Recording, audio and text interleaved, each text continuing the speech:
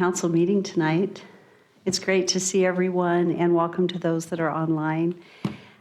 We have a tradition here at our council member meeting, and that is to open in prayer. And we have Pastor Craig Hansen with Valley Springs Assembly of God Church here to open us in prayer and then lead us in the pledge. Thank you, Pastor Craig. Thank you, Mayor. Appreciate you inviting us in. So, hey, I like that. My congregation doesn't even do that when I walk up here. And actually, there are more people here in this gathering than in my congregation, by the way. But with that said, I'd just like to share a Greek scripture, as I always do, just to read it, and I think it will speak to us all. In Numbers chapter 12, this is speaking of Moses, and it says, "And now the man Moses was very humble, more than all men who were on the face of the earth." And then jumping down to verse 8, it says, "God spoke with him face to face, even plainly and not in dark sayings, and he sees the form of the Lord." And what I just wanted to share with you is that several of you have spoken into my life at different points in time, and I take it as a privilege to speak for a brief moment into your life in this context. And I just ask you, and I believe you are, be humble in the Lord and be humble in your service. And I just wanted to speak that to you, and I know you are. Like I said, this is not a discipline factor. This is a reiterating factor of what the word says. And that's where all of us need to be, is just humble, serving one another, blessing one another. So with that, Mayor, I'd like to pray now. Thank you. Dear Lord God, we thank you for this time that our leaders that have been elected by the populace of Nampa City come together to do business in our behalf, on our behalf. God, we just pray that they humbly seek your face, because God, you will speak to them, not as it says in darkness, but God, you will just reveal yourself, reveal your will, and you will give them, through their humility, direction to do what is right, to do what is proper, and to take care of the business for the city that is necessary to continue giving us a wonderful place to live. We thank you now for this group. May it be a wonderful time together of just working. And Lord, we thank you now. Amen. Amen. Let's say the pledge together. I pledge allegiance to the flag of the United States of America and to the republic for which it stands, one nation, under God, indivisible, with liberty and justice for all. God bless you. Thank you, Pastor Craig. You know, I was just thinking as we opened in prayer, one reason we do this is because at the beginning, the foundation of this nation, God was a part of the foundation. I say that with our students here, and that isn't something necessarily taught in school these days, that our founding fathers sought the Lord's wisdom when they wrote our Constitution. And that Constitution is important to us. And a lot of the foundation of our nation came from that. So that's why we have this tradition, and I'm thankful that we get to continue it. So let's begin with roll call. Rodriguez. Here. Brunner. Here. Jingula. Here. Reynolds. Here. Haverfield. Here. Bauer. Here. All present. Thank you. So I have a couple proposed amendments to the agenda. The first one being that public hearing 7.2 has been withdrawn. That is the Madison Ranch subdivision. So we will not be hearing that tonight, and I will state that again at 6:30, just so that in case there's anyone here, that they know that that public hearing will not take place this evening. I also would like to ask that we move item 6.9 to 6.1. That is the OVG contract, and asking for the authorization for the mayor to sign that. And that is because we have someone waiting online East Coast time. To go ahead and move that to the front. And then, I know we have some guests here that are here for another agenda item, but I don't remember which one it is. 6.5? 5. Oh, just for the staff report, so that's up front anyway. Okay, good. Okay, with that, are there any other amendments to the agenda that anyone's aware of? Okay, thank you. So we'll move on to our consent agenda, and I would stand for a motion to approve our consent agenda as presented. So moved. Second. It's been moved and seconded. Is there any discussion? Hearing none, roll call. Rodriguez. Yes. Brunner. Yes. Haverfield. Yes. Bauer. Yes. Jingula. Yes. Reynolds. Yes. All in favor, motion carries. The next item on the agenda is our time for any citizens wishing to speak. And as we begin this evening, we have the wonderful privilege of recognizing the Victory Charter Cross Country team for winning the 1A Idaho State Cross Country Championship. And Jean, let's have you start possibly, and then we can go from there. Thank you. Good evening, Mayor, Council. Good to see you guys, ladies and gentlemen. Thank you for this recognition tonight. Sometimes small schools get overlooked, and this is one of those. This group of scholar athletes, cumulative GPA of 3.91. Whoa. And the boys just three-peated as 1A state cross-country championships. And Ian, whom you'll meet in a minute, repeated as the individual state championship in cross-country. So these kids put in a lot of work and really amazing team unity. What's also interesting about this group this year is they swept the district championships for every division they were entered in. And so I'm going to turn it over to the man who's in charge of this amazing group. And this is Coach Jack Ward, who is in his 11th season as the head cross-country and track coach for Victory Charter.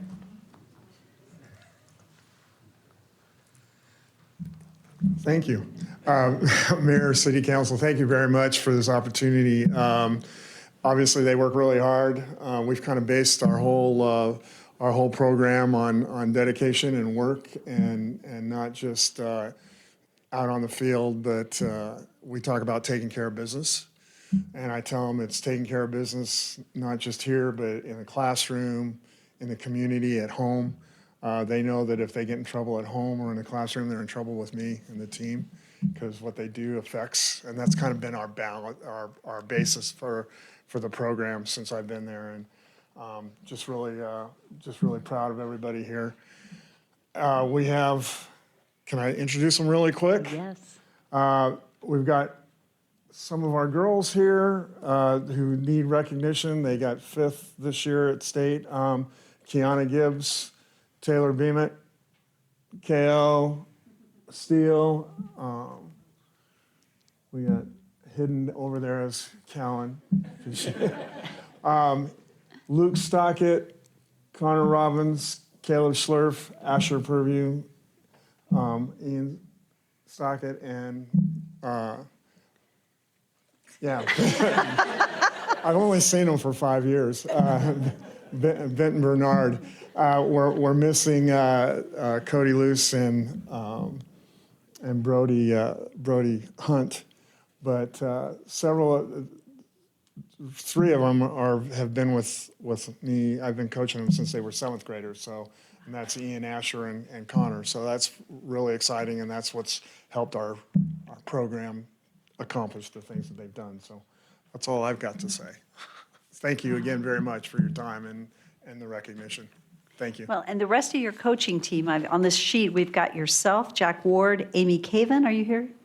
Cavan, thank you, I got it wrong.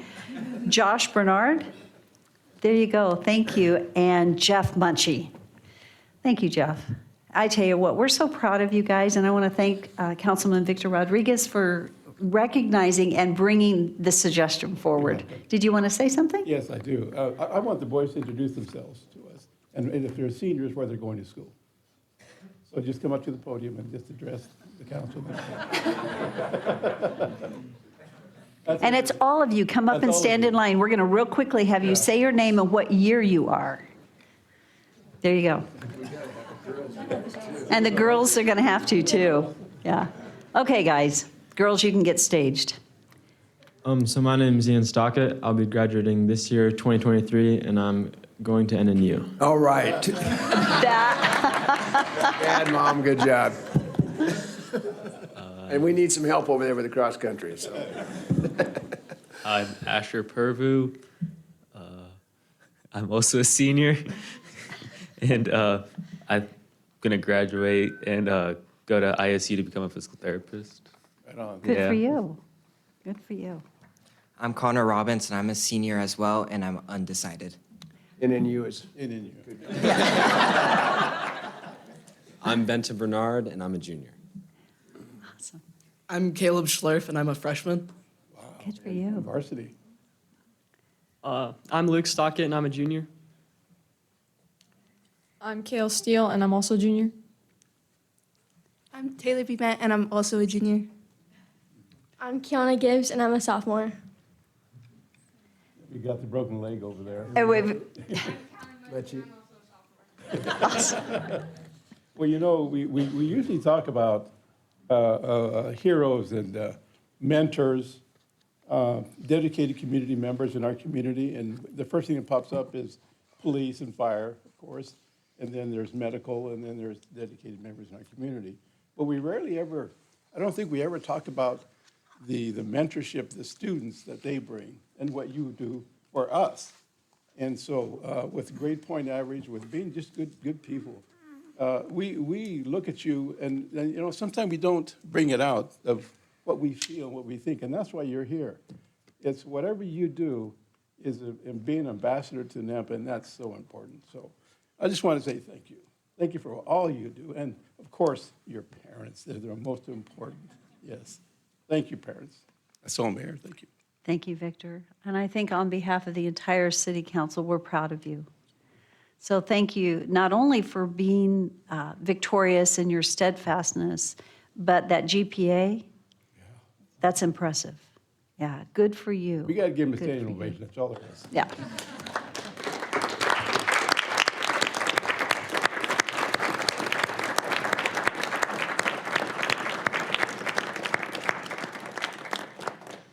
Thank you to the coaches for making such a difference. So thank you for being here tonight, guys. Mayor, if it's okay, we're going to excuse ourselves. You are welcome. I was going to We have offer. homework. You are welcome to excuse yourselves. Thank you so much. Appreciate you guys. Thank you.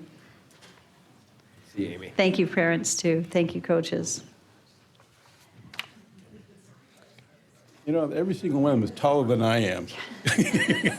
Same. Who is not? That's right. Who is not? That's a good point out. So as they're departing, the next person on the agenda is Mary Burke. Yes.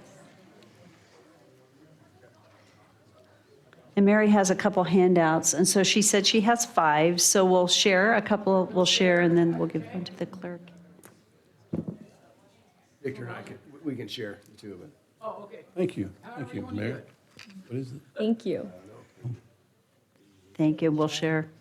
Well, you'll have to have one, so, yeah. So I can just glance at either one. Yeah, we're good. We got you covered. Yeah, thank you. My 3 minutes of fame. Yes, and we're glad Okay. that you came, Mary. Can Well, you go ahead and state your address, which we didn't cover? 1926 Glenview Drive, Thank you. which is in the, was it Trump? Trump subdivision when we moved in '04. Okay. Across from Skyview High and the log cabins. So I got a little nastygram, as you guys can see, back about 2 or 3 pages about a code that recently came in. I've lived there since '04. I have had an RV most of that time, parked on the side.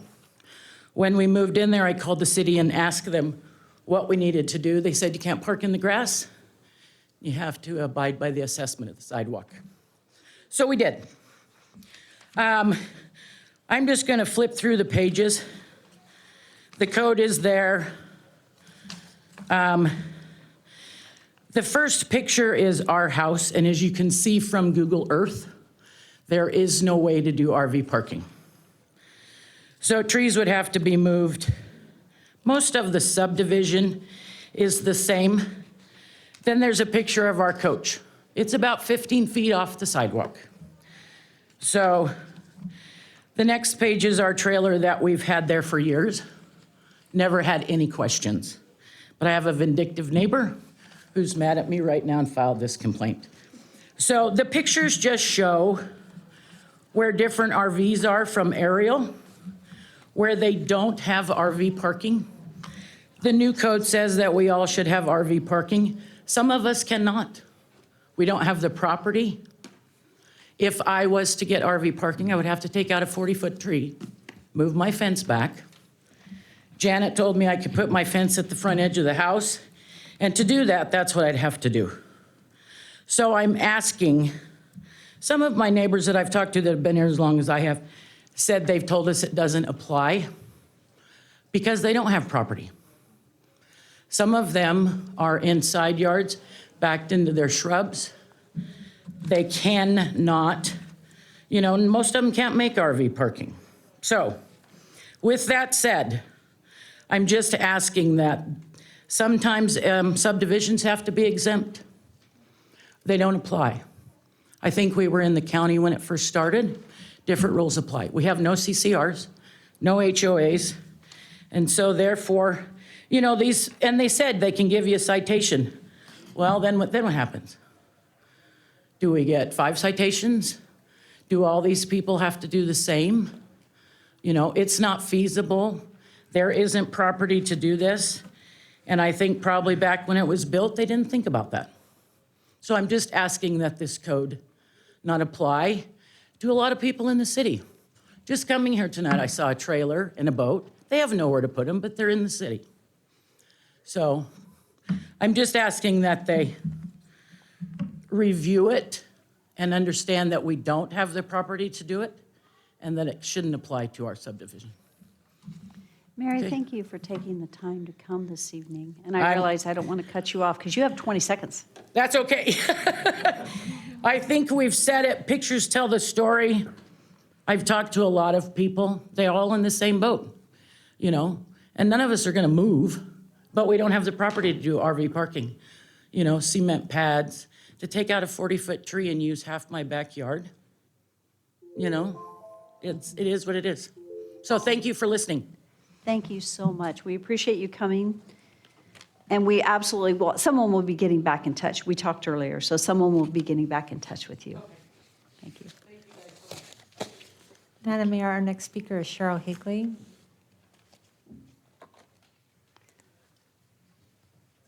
Good evening, Cheryl.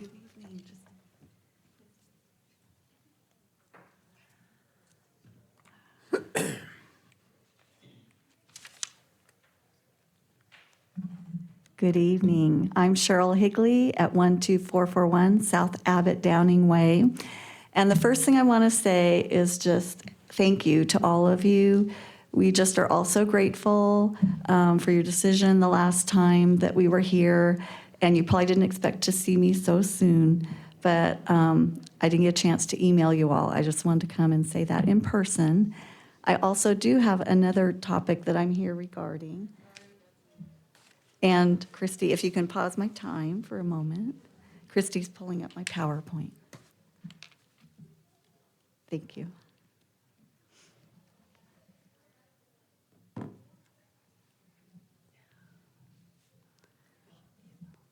Thank you, Christy. And as you can see, there was an issue that came up in the public hearing 2 weeks ago about school district letters. Oh, and is there the clicker? Pause me again, please.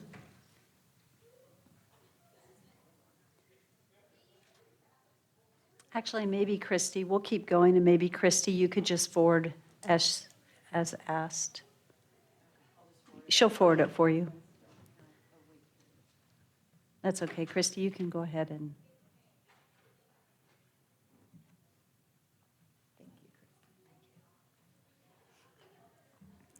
Okay, so the school district letters regarding the capacity of the schools is what I'm here about. And, oops, am I holding it upside down? I'm sorry.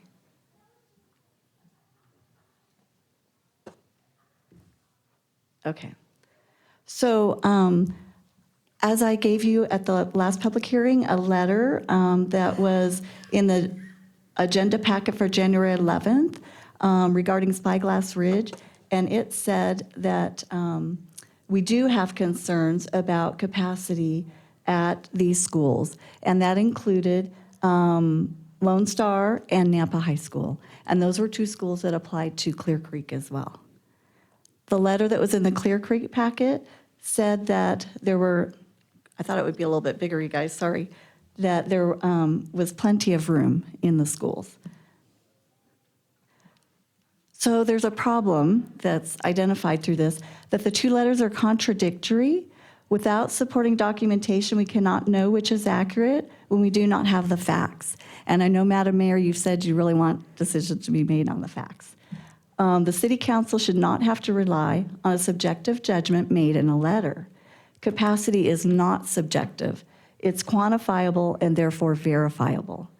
To be transparent and above reproach, supporting documentation should be required to back up any statement regarding capacity so that you or anyone else can verify it. I have a proposed solution.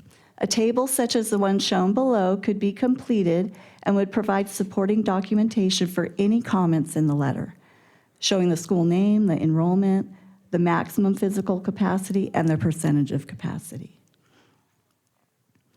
This table showing the capacity of schools should be required to be included in the school district letter for the sake of the council so that the decisions can be made based on complete and accurate data, for the sake of the taxpayers whose taxes are footing the bills and will increase if new schools are needed, for the sake of the parents and their students, both current and prospective, whose education is at stake. Anyways, I'm going to be submitting a request that this be considered at a future city council meeting. So I just wanted to let you know that, and I hope that you will vote to approve it when it comes before you to deliberate. Thank you, Cheryl. Thank you Thank so you very much. much. Appreciate all of you guys. Thank you. It would be good, Christy, if we could save a copy, or if you could email your PowerPoint to the clerk so we have record of it.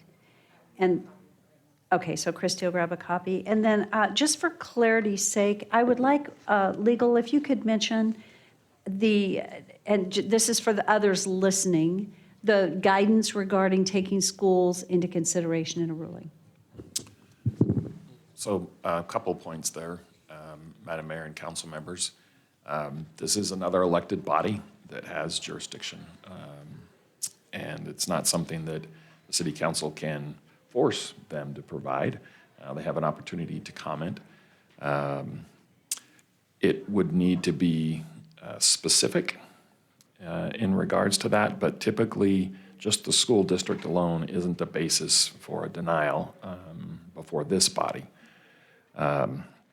There are code provisions that talk about it being considered in regards to plats and improvements regarding those plats, but I don't think there's any problem with it being accurate information, but you always have conflicting testimony, and your job is to weigh that. But again, we are dealing with a different jurisdiction that has their own elected authority, and it's not something that we can say they have to respond to. And my understanding in a public hearing is that we are not to be making a ruling based on school capacity. That is not to be one of our findings. Is that correct? Madam Mayor, it's not specifically, I believe, in our code. It's not to be the basis for the decision. I think that's something that can be weighed to a certain degree, but we shouldn't be denying an application because, quote unquote, the schools are overcrowded. Okay, thank you. I just thought it would be helpful to hear from legal on that particular topic since we have others listening. So thank you, Cheryl. Is there anyone else that had signed up? There's no one signed up. Is there anyone else here that had intended to speak during the 3-minute time frame? Seeing none, we will move on to proclamations, of which there are none. And we do not have any agency or commission reports, but we do have staff communications this evening. And so who's doing our staff communications this evening? Crystal, you're on. It's great to have you here. Good evening, Mayor, Councilman. I'm going to pull up a picture for you. Got just a brief update for you before I'm going to invite Jeff Barnes up to give the second half of this. So the update we wanted to give you was regarding Madison, the intersection of Madison and Ustick Road on November 4th. Staff went out and put up an all-way stop at that intersection. We received quite a few citizen concerns and complaints regarding incidents at that intersection, so we pulled the crash data on it. The last 3 years showed 8 failure to yield to right-of-way type incidents, and that was from 2019 to 2021. I anticipate there was even more in 22 with all of the additional traffic that intersection has seen. The existing intersection, the north-south Madison Road, was stop controlled originally, and then the east-west Ustick Road was not. It was also posted at 50 miles an hour. So that means that any of the crashes that happened were relatively severe due to turning traffic. So like I said, November 1st, our crew went out. You can see a picture right here of the new shiny stop signs that got posted. The week before, we put up sandwich boards, and as soon as they went up, I received calls from the public saying, thank you so much for putting this up. So all of the feedback so far has been very, very positive.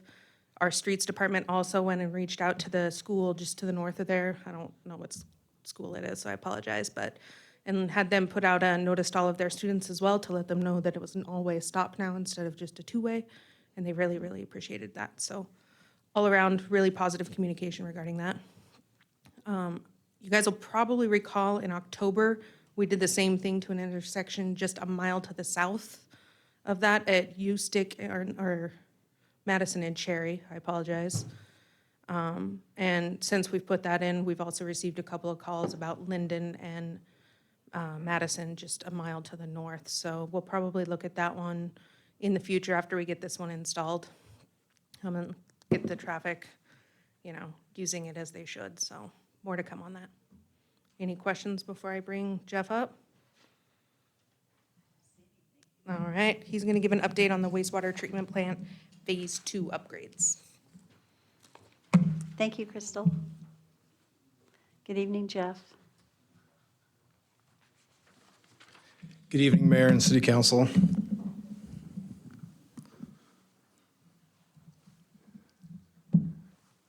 So every quarter, we're going to be giving you an update on the construction we have at the wastewater treatment plant. We have a small city under construction. If you've been down there, we've been giving tours of people, but pretty much the whole site's under construction right now, all around our existing facility. So it's really pretty amazing. So as you know, this is a massive project, but a couple of facts. It is in the state of Idaho. It's the largest progressive design build project, the largest water reuse project, and one of the largest environmental projects in the state right now. The expansion will increase our capacity. It meets IDEQ requirements. So it's amazing, and we have a good report for you tonight. So with that, I want to introduce some people here, and we're just going to give you a quick summary of what's happening on the construction site. First of all, Jacobs is here, and Kike Ramos is a construction manager on site. Greg Thompson's going to be giving a quick update. I also want to recognize Andy Zimmerman. You guys know him, but superintendent. He's done a fantastic job through all this of keeping the plant running. Also, Brown Caldwell, the team's here too, did a lot of the pre-engineering on this. And so that's Matt, Emily, and Noah. So we thank them for their work too. And with that, I'm going to hand it off to Greg. Madam Mayor, council members, thank you for the opportunity. Just a quick update. I'll move as efficiently as I can. Start first on the west side of the plant. This is where the biggest amount of construction, the tertiary treatment, this will be the filters and those. So we're going to go through each of these facilities, or most of these facilities right now. So we go to the next slide. Secondary clarifiers moving right along. You can kind of see all the walls have been put up. We're down a filter support building where all the chemicals systems will be to support the tertiary process. Next, we have the filters. It doesn't look like this anymore. We're going pretty quickly. So this is about 4 weeks old, and now those pipes are all covered in concrete and backfill. But moving along there, this is where a lot of the filtration will go before and make it a reuse water. Next is the clean water facility. This will be pumping, including pumping out to the Phil's Canal and also pumping on site. And you also, the UV, eventually between the two buildings, you'll have a UV disinfection system. And also around the solids building, this is where the improvements with the phosphorus removal, that's the main part of what we're doing here. Phosphorus removal, this will accommodate the new phosphorus removal and demolition of some very old digesters. So then we go over to the east side of the plant. This is kind of where much of the plant was and has been demolished now, and there's a large pile there. So I hope you guys are coming out to see it because it's pretty exciting.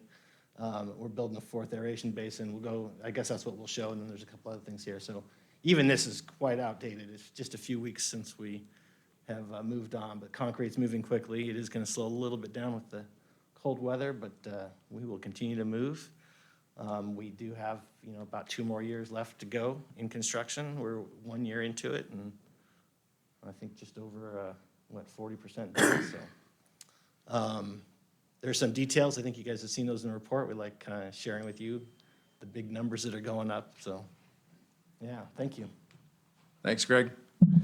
I just want to quickly go through some of the numbers. So the program budget for this is $230 million. And if you notice on this sheet, there's the headworks and the clarifier, and it's Group G. It's one of the last lines, and there's $25 million there. That's not been approved by council yet, but that's looking ahead. It's called Group G. So you're going to hear more about the headworks in coming months, because it's a really important factor for a number of reasons. And we're going to talk more about that tonight.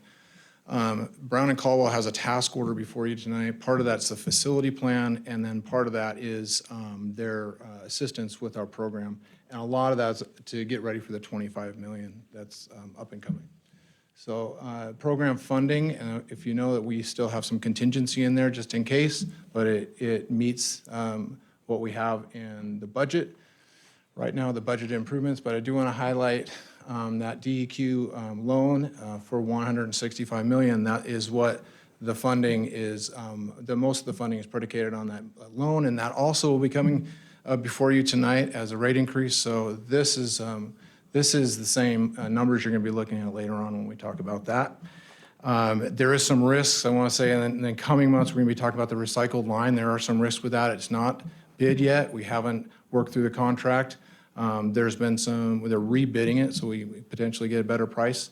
So more information to come on that. And any questions you might have, we're here to answer them. So, Council, do you have any questions? I have a comment, and that is, and I've forgotten your name.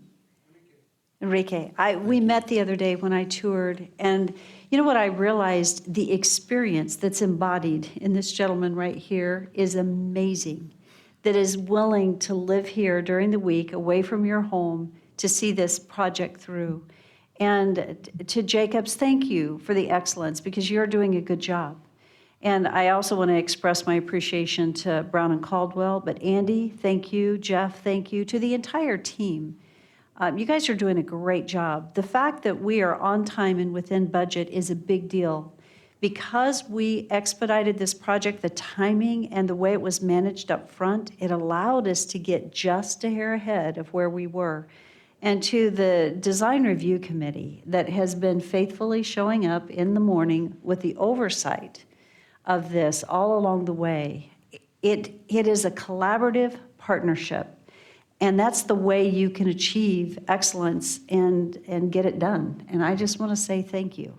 Thank you. Thank you for your participation. And thank you, Mayor. And I want to reiterate my thanks to Councilman Haverfield and Bruner for being part of the Design Review Committee. That's been a fantastic, I think that was our 22nd meeting we just had, and they've gone through some serious information in those meetings. So thank you. Thanks for 7 a.m. We appreciate that, too. Yeah, that's right, 7 a.m. At 7 a.m., though, for years, this is not a short-term assignment. But because of the commitment and our citizens that are there, that is just amazing. I mean, it's a long-term commitment, but good job. Yeah, thank you. Thank you all. So that concludes our staff report. So we're going to move to 6.9, which we moved to 6.1 on the agenda, and then we'll quickly, before we get to these to the Brown and Caldwell ones. So 6.9 on the agenda is actually an action item. This is to authorize the mayor to sign a contract with Oak View Group for the food and beverage services at the Fort Idaho Center and Nampa Civic Center. I want to thank Rick Hogaboam and Todd Lakey for their work on this. You guys have worked diligently, and thank you so much. It's been a heavy lift to get it done quickly, but thank you. All right, good evening, Mayor, Council, and I know we'll introduce Peter Zingoni, who's online. He's in Pennsylvania, to introduce himself to you. We're excited about the opportunity to work with Oakview Group. You're familiar with them. Andrew Luther and that wing on the venue management side is the Oakview Group, and they also have a food bev side as well, which put in a bid. There was 2 bids, and we had 6 members on the selection committee. 3 of them are sitting up here on the council. So Council President Haverfield was part of that selection committee. Councilman Rodriguez, who is a liaison to the Venue Management Commission, was also part of it. And Councilmember Dale Reynolds also participated in the selection committee from the council. We had 3 members from the Venue Management Commission that participated, Curtis Homer, Kenny Roten, and Mitch Minetti. After putting out the RFP and reviewing and interviewing the groups, the Oakview group scored the highest collectively based on the scoring criteria. So we engaged them to work on the contract that's before you, which represents all of the pertinent and important details that were issued in the RFP, the conditions included therein. And so everything is represented there. Just wanted to speak quickly to the process. And Mayor, if it's okay, maybe introduce Peter at this point, unless you wanted to maybe field questions. That would be fine. So Peter, are you there? I am here, if you can hear me, yes. All right, Peter, I'm going to turn it over to you. Why don't you introduce yourself and the group and make yourself available for any questions that they might have. Thanks. Excellent. Thank you, Rick. Mayor and council, it's a pleasure to be with you via Zoom today. I'm sorry I could not be there in person. It's a little bittersweet, selfishly and personally for me as well. I remember being in front of council in 2016 approving a management contract, and remember taking over a $1.2 million loss at the Fort Idaho Center, and very proud to say, just as we wrap up this past fiscal year, nearly a $1.8 million profit. So we continue to thank you and celebrate the community of the tremendous success led by Andrew Luther on the ground, the amazing staff that we have. And we feel that this is a great opportunity to continue that upward trending path now managing the food and beverage services. Just a quick highlight of Oakview Group's expertise in the food and beverage world. We operate about 330, we have about 330 clients across the world, across the globe, providing food and beverage services to arenas and convention and civic centers and amphitheaters. And we feel with this operation, working with the venue management division, led by Andrew and team, we feel that we're gonna really capitalize on the synergies, the efficiencies through the venue management.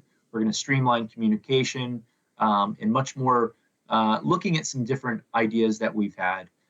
Working with the concerts, the incredible lineup that we have coming in. We have a little plug for Dave Matthews Band concert tomorrow evening, which we're really excited about.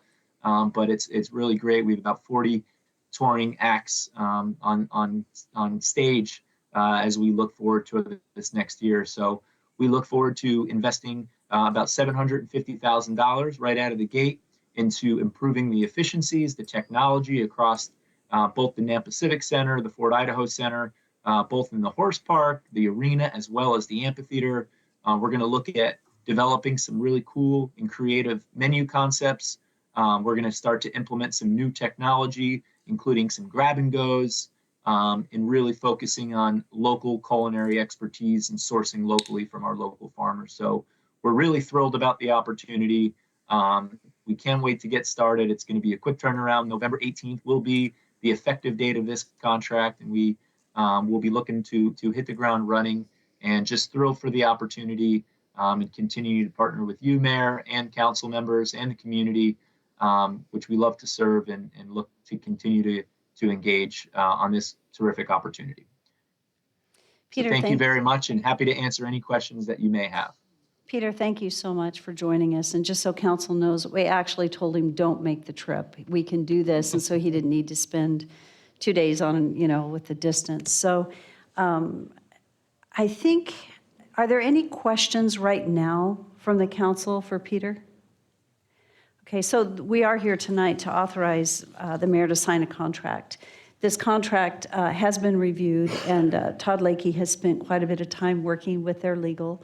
Todd, would you like to make any comments regarding this? Now, and I will say, so the council, you just received this document today. This has been a push to get a document done and get it through the entire process in the length of time that we have. The reason for even you just getting it today is that we do have a start date of November 18th. And so what they're needing to do is be able to move forward in a number of different fronts. And so I apologize that you didn't get it till this afternoon. And hopefully you've had a chance to give a quick look and then ask Todd any questions. But Todd, go ahead and. Thank you, Mayor. I would agree. We we had the 90-day window as far as the conclusion of our existing contract, which is a window we had to fit the request for proposal in, the responses, the evaluation, the negotiation of this new agreement, the committee review, all of that. So we were literally working on it last week, this weekend, and today to get the final touches on it. Unless you want me to go through the high points, I can just answer questions if you have them. Yes, Councilman Haverfield. Mayor and Todd, as far as there were some highlighted issues that we had asked to be addressed and part of the negotiations to be carried through in the contract. I guess I don't need to have you do specifics, but were each of those addressed and added in? There wasn't anything that we lost as far as in the negotiations, were there? Madam Mayor, and maybe I'll let Rick chime in. I think we feel like we covered things, going through things pretty well between the RFP and Rick and myself and the mayor. Rick, you can comment, or Randy, if you have any, Councilmember Haverfield, if you have any specifics, we can address it. No, I mean, it was just their investment and who, basically who controls where those dollars are being spent, I guess, was the only question that I had. Okay, I can address that. The investment is the $750,000 during the first term. The first term is a 5-year term, essentially. And that investment, like the one we have now, is amortized over time. If it was to be terminated prior to that time, there may be a portion that we have to pay back. But they do have to, there's a description of the things, the equipment, that kind of thing, that they can use those dollars to invest in. And we have an opportunity to review those purchases and work with them and approve them under the agreement. And I think there were, Councilman Haverfield, I think there were 2 or 3 things that were important. One was that the original ask, the amortization, we asked it to be reduced to 5 years, which we achieved that. That was one of them. The commission structure, they did increase it, which was another one that we asked for. And I'm trying to think, I had another one in my head, and I can't remember right off the top of my head, but I think those were 2 big ones. And then working with the venue and the city for the placement of those, the investment and how that gets allocated.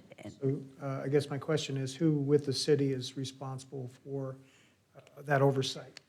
So the oversight is joint between the mayor's office. For Chief of Staff Rick Hogaboam works directly with the food and beverage company, as he did the last one and this one. And there is an annual report that is expected from them on performance. And then they work closely with Andrew Luther, general manager of both the Fort Idaho Center and Civic Center. So it's a collaborative discussion that takes place regarding the application. That's all I had then. Thank you. Dale, did you have any questions? No, I think everything got answered that we had to ask in the interviews. Yeah, thank you. Thank you. Todd? Mayor Klein. Yes, I do have a question for Todd. Just for clarification, the $750,000 that the city will put up is not actually going to get put up at a total sum, correct? It's going to be divided over 5 years that, if possible, that Oakview will in their revenue sources, make enough profit that they won't have to complete that, right?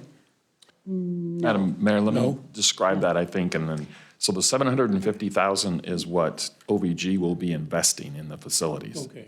It was not the city, it's OVG. OVG. Okay, that's what I wanted to clarify. And that is up front, I believe, correct, Peter? Yes. That is correct, Mayor, yes. It's the amortization, it just means that it's amortized over 5 years. So if for some reason the contract ended 3 years down the road, we would only be able to take the what was amortized as we split it over 5, but it's a full investment up front. Does that answer? Yeah, no, I just want that clarified. Yes, thank you. Because I think a lot of people might have thought that's hearing this, that the city's going to come up with $750,000, and we're not. Yeah. Correct. Thank you. Todd? I might add one more item. Part of what we've been working through is the liquor license transfers, the one that pertains to the Civic Center and the one that pertains to the Idaho Center. And the city owns the one with the Civic Center. We have to work on the process to transfer that to Sodexo and then back, or excuse me, from Sodexo to the city and then to OVG. The Idaho Center license is owned by the group that does the rodeo related to that. So there's a transfer, release back to them, and then a lease to OVG. And there are exhibits that are attached to this. The Civic Center one is easy. That's the city, the one that belongs to Idaho Vending, which is related to the rodeo group. I've been speaking with their legal counsel, and he thinks the agreement's pretty straightforward, like I do. There's a $50,000 payment that's included, but there may be some small adjustments. So as part of your motion to approve, if that's your sentiment this evening on the agreement, would be to also authorize the mayor to approve any adjustments to those liquor license leases, the forms that are attached to this agreement. And I'd like to just make a clarification, or the $50,000 is not paid by the city. That is an expense that actually OVG is having to incur that they had not anticipated. But they are picking that up and they're incurring that $50,000. It's the cost, it's what they have to pay back to the rodeo or the owners of the license to be able to use theirs. And that's an annual payment. It's not a one-time payment. Correct. Thank you, Mayor.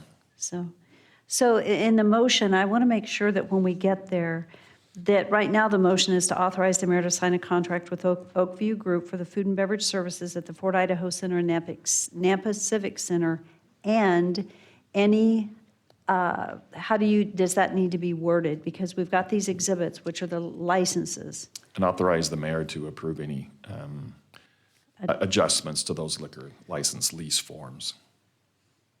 The liquor license, these forms. Okay.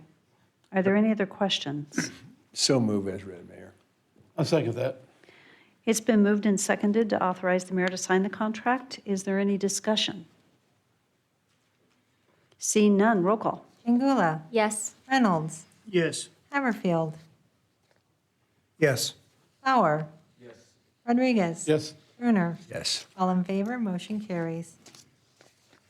Peter, we've worked hard to get here for a long time. So thank you for joining us this evening. And I think you're good to go. And I know that you're working hard to meet those deadlines. Absolutely. Mayor, thank you so much, Councilman. It's always a pleasure to be with you all. Look forward to getting started. Thank you. Thank you. Thank you for joining us. Thank you so much. At this time, we're going to move back to 6.1, and we'll quickly move through these and see how much of new business we can get done before we step into public hearings. So 6.1 is an action item. This is to authorize the mayor to sign the amended exchange maintenance agreement, appendixes A and B, and the inclusion of the vicinity map between the city of Nampa and Canyon Highway District 4. Crystal's here, and she's happy to speak to this if So you would moved. like. It's been moved. Is there a second? Second. Do you have any questions for Crystal? Is there any discussion? Seeing none, roll call. Rodriguez. Yes. Chingula. Yes. Reynolds. Yes. Hammerfield. Yes. Bauer. Yes. Brunner. Yes. All in favor, motion carries. 6.2 on the agenda is an action item to award the bid and authorize the mayor to sign a contract for the Franklin Road Widening Utilities Project to Knife River Corporation Mountain West in the amount of $2,138,958, and this is approved in the FY23 budget. So moved. Second. It's been moved and seconded. Is there any discussion? Mayor, I'm just curious, who's, is this? This is Cheryl or? Daniel. Daniel's, okay. Seemed like there was quite a bit of discrepancy in the bid. I see the one,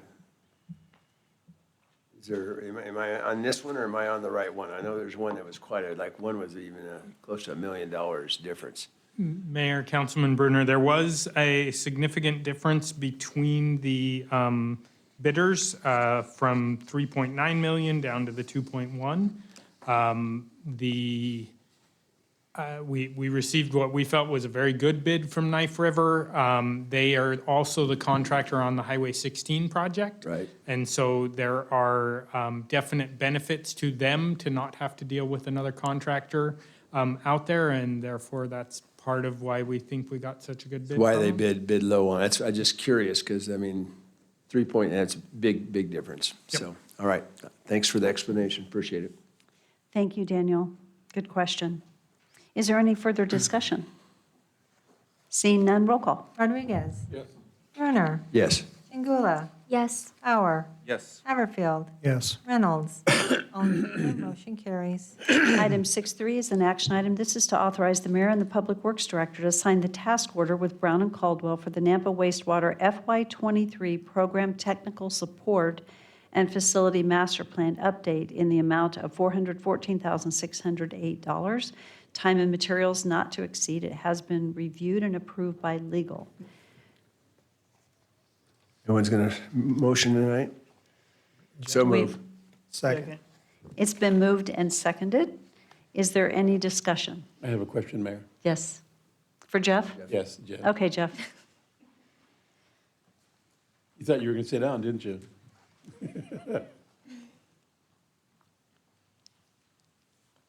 Mayor, Councilman Rodriguez. Jeff, so I just want to clarify that the update in the amount of $414,608, that was above and beyond what we've already given, correct? And what was the reason why?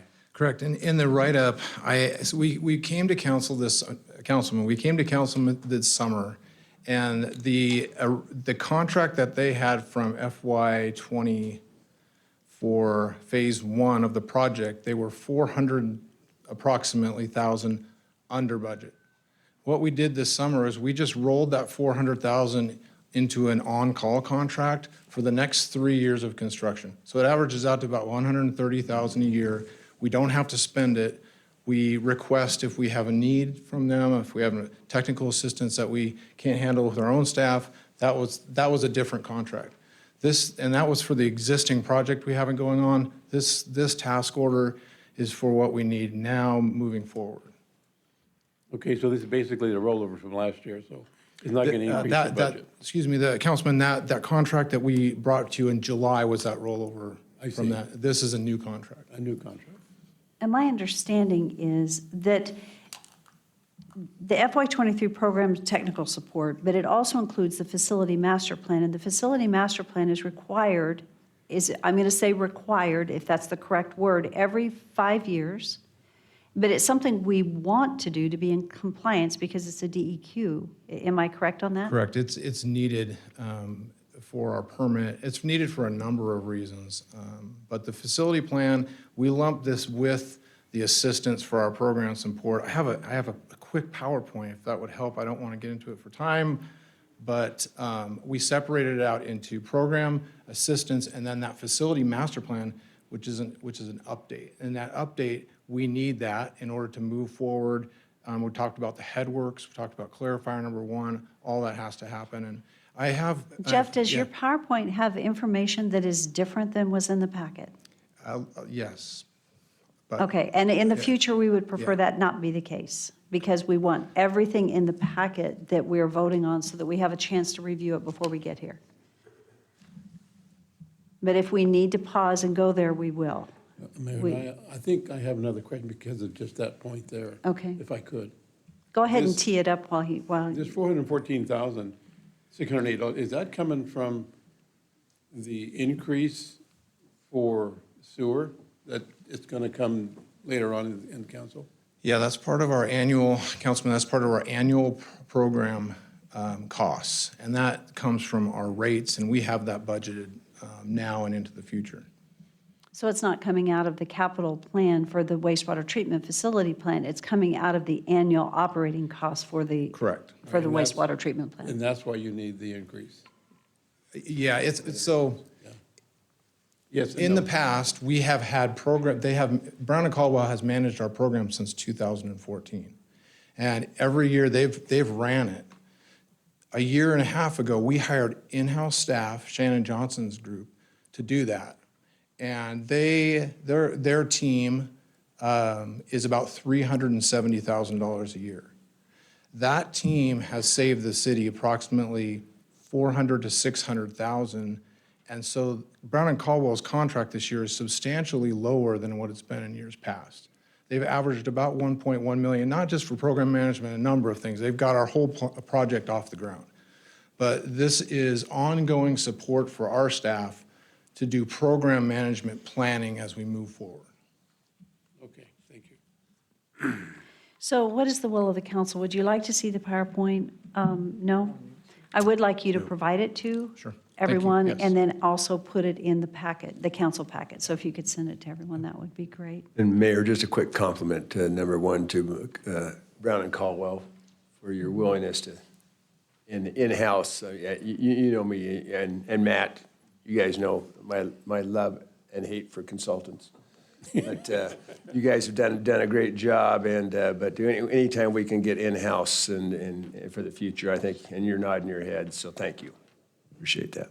Yeah. Okay, so Councilman, I we, also want to add, they've helped facilitate this transition to an in-house. So it's been excellent partnership between us and Brown Caldwell. Done a great job. thank you. Thanks. Likewise, Andy, you have too. Thank you. Okay, so we have a motion on the table in a second. This was part of the discussion. Is there any further discussion? Seeing none, roll call. Rodriguez? I can't vote on this until I have all the documents and all the information, so I'm going to vote no. Chingula? Yes. Everfield? Yes. Bauer? Yes. Reynolds? Yes. Brunner? Yes. 5 in favor, 1 opposed, motion carries. Thank you. Thank you, Jeff. Item 6.4 is an action item. This is to authorize the mayor to sign the cooperative agreement between the Idaho Department of Transportation, the City of Nampa, and Nampa Highway District 1 for the State Highway 16 Junction I-84 to US 2026 and State Highway 44 project. It has been reviewed and approved by legal. So moved. Second? It's been moved and seconded. Is there any discussion?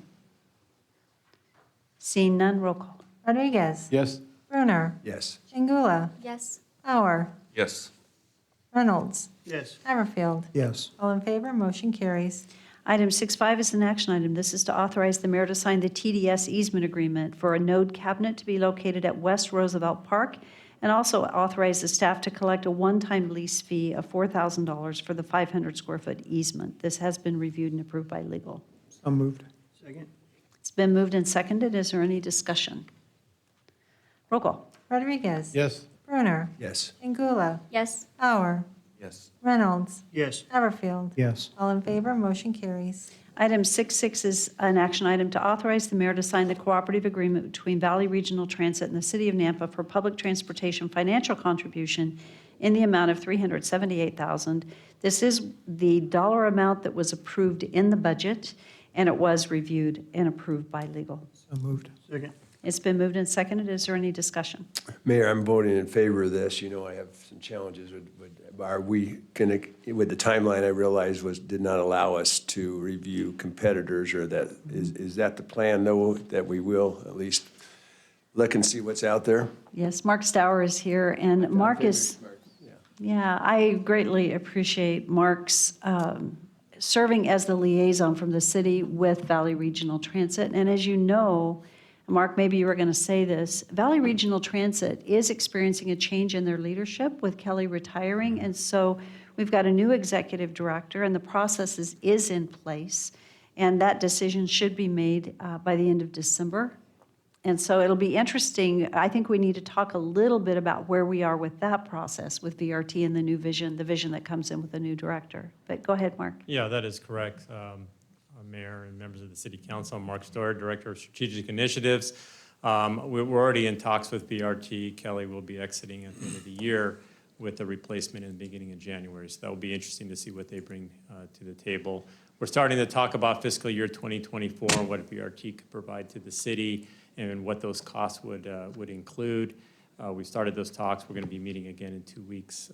And we're also doing in-house analysis of options to VRT for mass transit as well. So, thanks. And you know, I think one of the requests, and I realize we haven't specifically taken action on it, I think you were interested in looking at who else could possibly provide service. So Mark, that's a little bit, maybe we can, that could be a heavy lift or not. And so let's add that to your task of maybe looking and see if there are any other service providers just in response to Councilman Brunner's questions. absolutely. I appreciate that. Thank you. Thank you, Mark. Are there any other questions for Mark? Thank you very much. Thank you. Okay, unless there's further discussion, I think we're ready for roll call. Rodriguez? Yes. Brunner? Yes. Chingula? Yes. Bauer? Yes. Reynolds? Yes. Everfield? Yes. All in favor, motion carries. The next item is item 6.7. It's an action item, and it's to authorize the Public Works Department to submit the following projects to the IWRB Regional Water Sustainability Priority List: the wastewater treatment plant reuse pipeline, and system improvements for Pioneer Irrigation and Copper River groundwater storage project. This was reviewed by and approved by legal. So moved. Second. It's been moved and seconded. Is there any discussion? Seeing none, roll call. Rodriguez? Yes. Brunner? Yes. Chingula? Yes. Bauer? Yes. Haverfield? Yes. Reynolds? Yes. All in favor, motion carries. Our last new business item this evening is item 6.8 on the agenda, and it is an action item to authorize the mayor to sign, 1, a letter of commitment for each project, and 2, authorize city staff to submit applications to the Strengthening Mobility and Revolutionizing Transportation. This is the SMART grant program, and the Advanced Transportation Technology Innovation ATTAIN grant program. These were both reviewed and approved by legal. So move. Second. It's been moved and seconded. Is there any discussion? Seeing none, roll call. Chingula? Yes. Reynolds? Yes. Haverfield? Yes. Bauer? Yes. Rodriguez? Yes. Brunner? Yes. All in favor, motion carries. That concludes our new business items, and it is 6:30 and time to move on to our public hearings.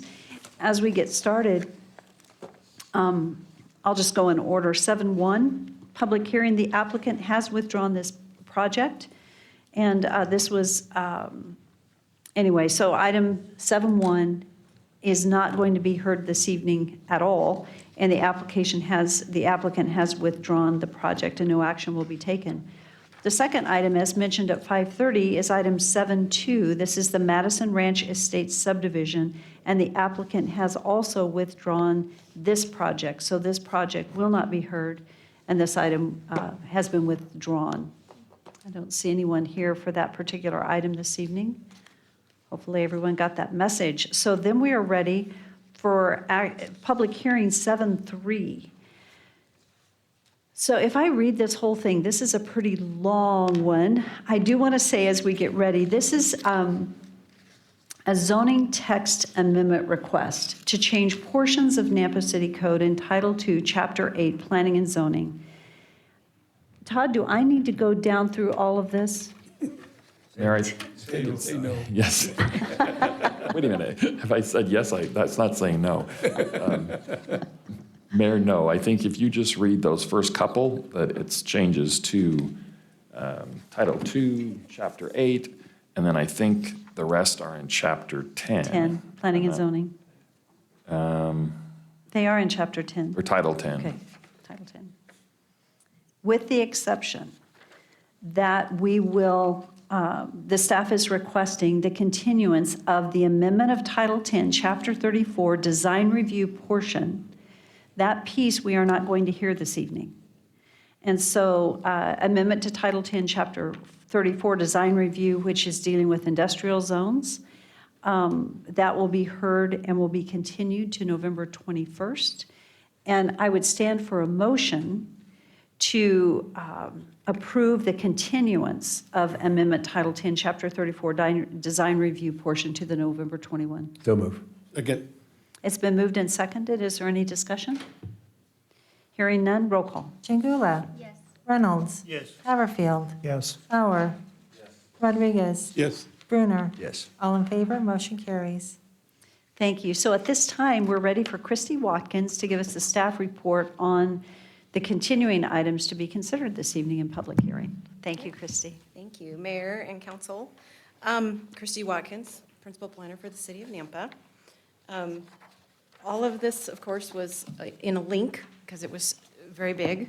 I'm hoping that you've all read it. I can go through this and hit the highlights just for the record so that we kind of have it in our recording. In Chapter 1, we went through some of the definitions. We removed definitions for large and small animal clinics, small animal hospitals, building height minimums, what defines a story in a building, and accessory structures, because we reference accessory structures also in another place. We added definitions for a veterinarian, a lot or a plot, a platted lot, and a front yard definition, and we added a figure for that. Mayor? So Christie, if you go back a slide. So you've taken away the definition for large and small animal from a veterinary practice. A lot of vets don't practice on equine, larger animals. So there is a distinction between one or the other. Why did you just choose to take away that distinction? We took away the definitions because they're pretty self-explanatory, large versus small, and then we left them in the use chart. Oh, so it's still there. I mean, if a practice was specialized in one versus the other. Okay. Yeah, we didn't just categorize them under veterinarian as a whole. They're still there. We just took the definitions out because the definitions were kind of overlapping. Okay. Thank you. Okay, so Title 10, Chapter 1, we removed most of the references to building and changed it to structure because building tends to be a verb rather than a noun, so we changed that out. 1019B, we added residential lighting criteria, which is just kind of trying to keep the peace between residences and hoping that they won't shine their lights into each other's windows.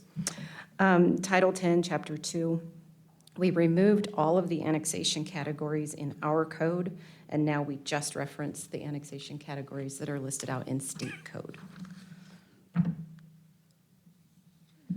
Chapter 3, we rescinded the entire chapter and replaced it. We added certain things. Accessory uses in buildings are now permitted, well, they've always been permitted in all zones. We didn't feel like it was necessary for it to be in every section of the use chart, excuse me. Fourplexes and triplexes in the RD district are only allowed in the high-density residential designation, so we changed that footnote. Recreational entertainment was split into 4,000 square feet or less, 4,000 square feet or greater, and outdoor. And then what we did is we removed a lot of the separate categories and we lumped them all into recreational entertainment. So if someone calls us up and says, I want to do a miniature golf course, we're going to look at that as outdoor recreational entertainment. We don't have to try to discern which category that might fall under. Auto repair requires a CUP in the neighborhood business district, the Gateway Business District number 1 and Gateway Business District number 2. And then we changed the footnote that says warehouse distribution in the IP zone must meet the standards in its zoning chapter. So again, we removed the accessory use in buildings because they're allowed everywhere. We made a footnote for event centers in the downtown zones. We took out plant or tree farm from the RS zone, the RD zone, and the IP zones, but we left them in the other industrial zones. And then we took out auto repair in the downtown village zone. So as I described earlier, these are the uses that were removed from the table and then were lumped into other uses. So there's a certain accessory uses. We didn't feel like flower gardening necessarily needed to be called out. So we just kind of looked at some of those.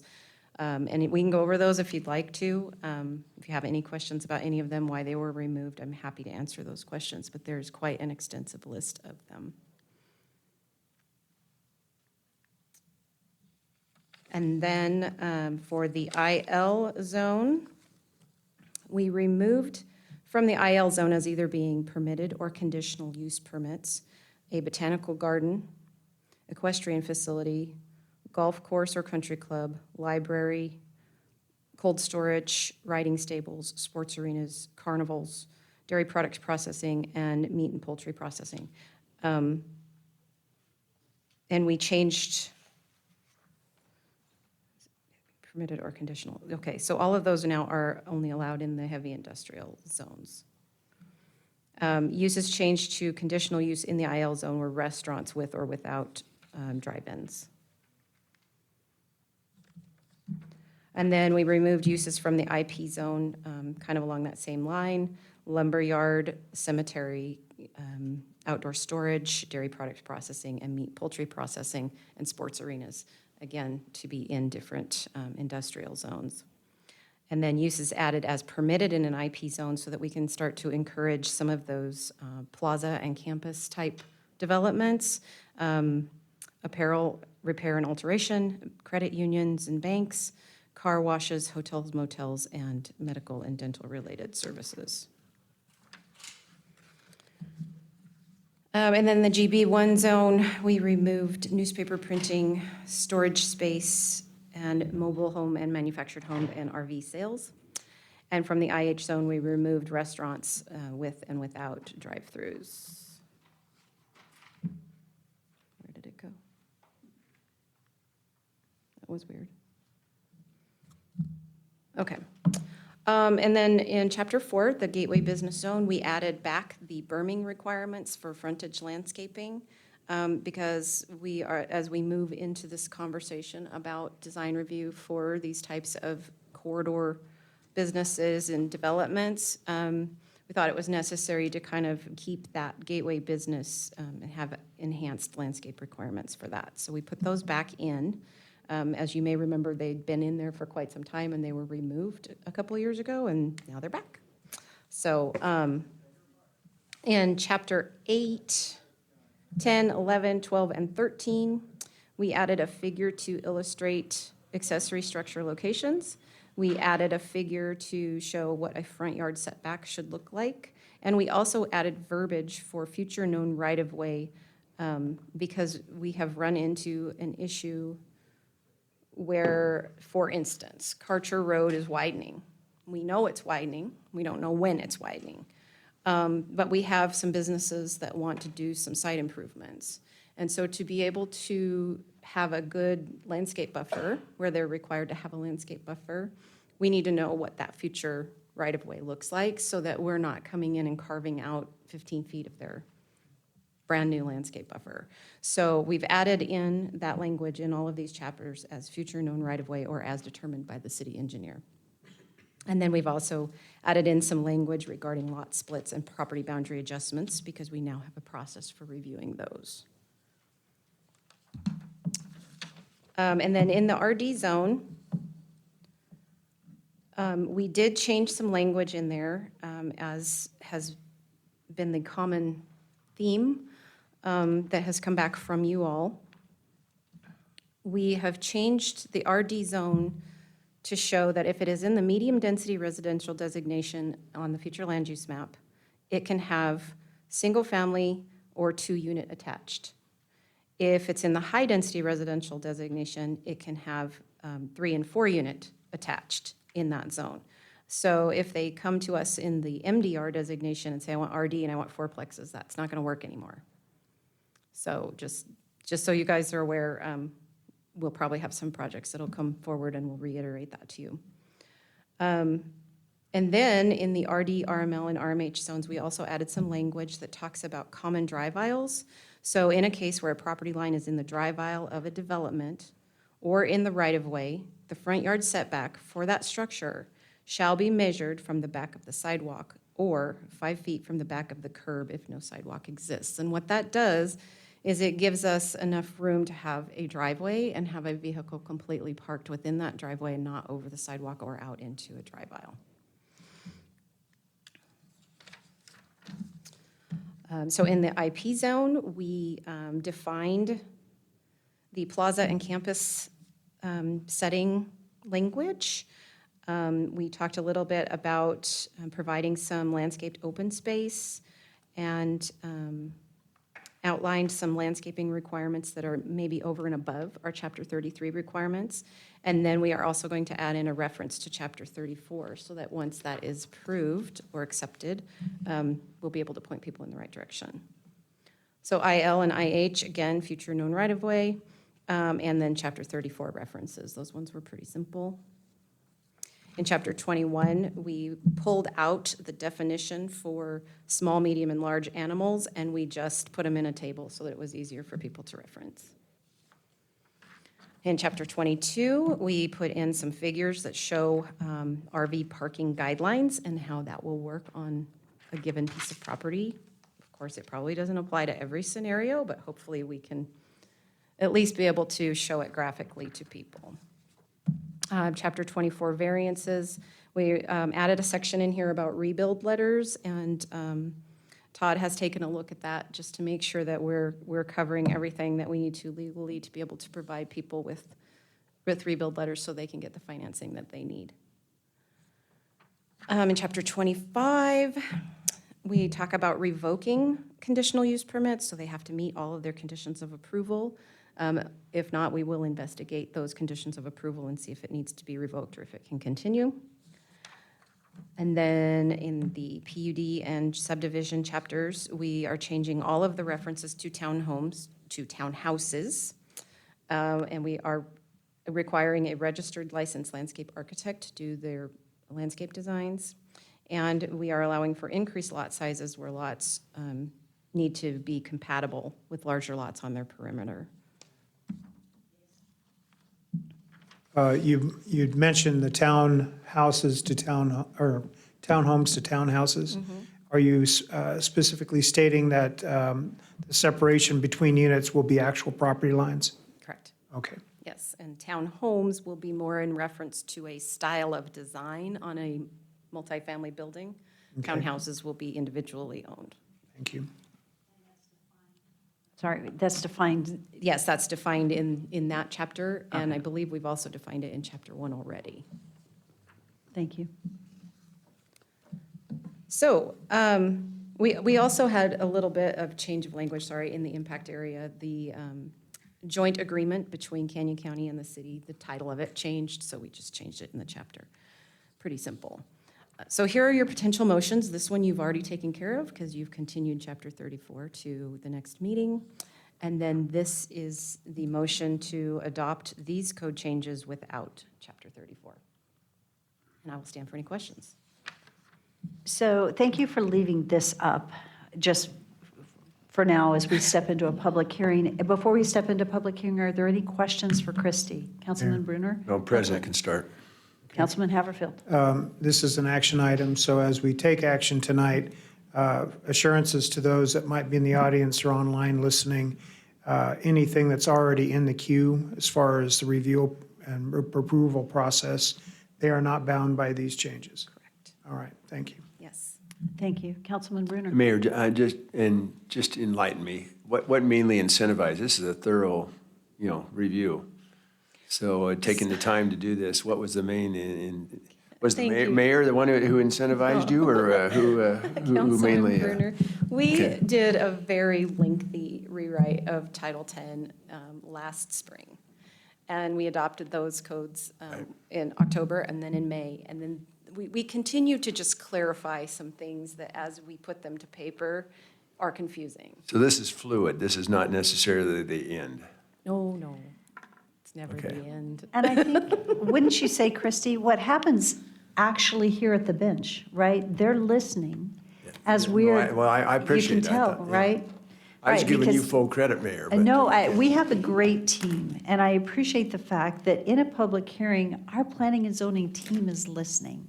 They're paying attention, right? And I thank you so much, because you guys are really trying consistently to give us the information so that council can make a wise decision, but also to make sure that things are clear. And this is a heavy lift, so thank you for doing so. But I don't take the credit. You've got a good team. Well, I know that, but one other question. So are you looking at other municipalities for review also, as far as what you feel like and pulling out what you think they're doing in a positive way, and also what maybe the opposite? Yeah, thank you, Councilman Brunner, for bringing that up. When we're looking at bulk requirements like setbacks, building heights, property coverage, that kind of stuff, we do look to other cities to kind of compare that to make sure that we're not too far one way or the other. We kind of are matching what everyone else is doing in the valley. And so the RD zone, I think in this set of code changes, a lot of it was grammatical and clarity, except for that RD zone. And that was really just based on conversations that have happened here. Are there any other questions? Rodney? Thanks, Mayor. And I just wanted to respond to that question real quick. One other thing that we do is on an annual basis, we meet in it's called APA conference. This year it was in Boise, and we sent several of our members to participate in that conference. And in that conference, we attend presentations from other cities that talk about their zoning code and how they're using their zoning code and their comprehensive plan. That gives us ideas, and then we look into that and coordinate with those other communities. I also meet with other directors in the valley on a regular basis, and we talk about all of the planning issues that you bring up at this meeting and that others are bringing up in their city council meetings. So, yeah, we are constantly looking to other communities and kind of coordinating with those other communities to get it right. Thank you, Rodney. Any other questions before we move into public hearing? Okay. Christy, we'll have you back just in case there's a follow-up question. Thank you. So this is a public hearing, and I'll turn to our clerk. Madam Mayor, we did have Louis Spiker sign up, but he stated he only wanted to speak if Chapter 34 was not continued. Okay, and Other than since that, it we was. do not have anyone. Okay.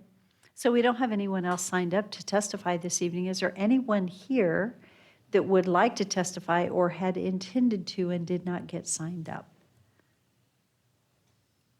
Okay, so Cheryl, I see you. Come on forward. And thank you for restating your name and address. Hello again. I'm Cheryl Higley at 12441 South Abbott Downing Way. And I just have a question, just maybe I'm showing my ignorance, but over and over it said lot split language was being added. Could you explain that a little bit? And if that wasn't covered before? Anyways, I'm just curious as to an explanation of the lot split language. Thank you. Thank you, Cheryl.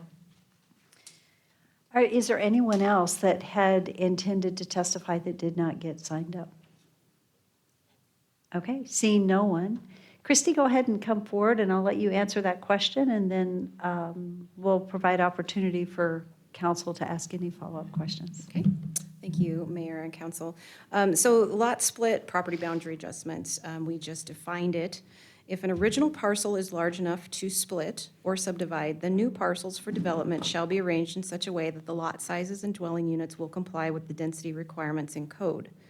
If the original parcel is not large enough for a split or subdivision to create multiple legal lots, then a single-family dwelling shall be allowed without meeting minimum density requirements. A duplex dwelling may also be considered if the lot is sized appropriately. So we, up until about 6 months ago, did not have a process for reviewing property boundary adjustments or lot splits. So now we have an application for that, and we needed to define what would qualify, like if someone came in and said, I just want to do a single-family lot, and it isn't quite big enough to do something different, then we can allow them to do just a single-family home. So we had to kind of clarify some of that. Thank you. I just need to see, Christy, it almost sounds like you're not mic'd, that I'm hearing you outside of the mic. Okay, so there we are, you're there. It just didn't sound like it. Okay, thank you. I just wanted to make sure those that heard are it too. online, right, could actually hear you. So thank you for providing that clarification. And then following the public hearing, Cheryl, if you have any further questions, feel free to ask. Christy should be happy to answer your questions. Are there any additional questions for Christy before we close public hearing? Yes, Councilman Rodriguez. Yes, I'm more of a understanding here. The reason why all these were changed, I get from what I was reading, was twofold. One was my first thought was prohibit development, but then I went no, because you're getting the opportunity for future development in applied locations. Correct. Right? Okay, and then what there also was, the second part of this, it increases the standards of what's going to be built in Nampa.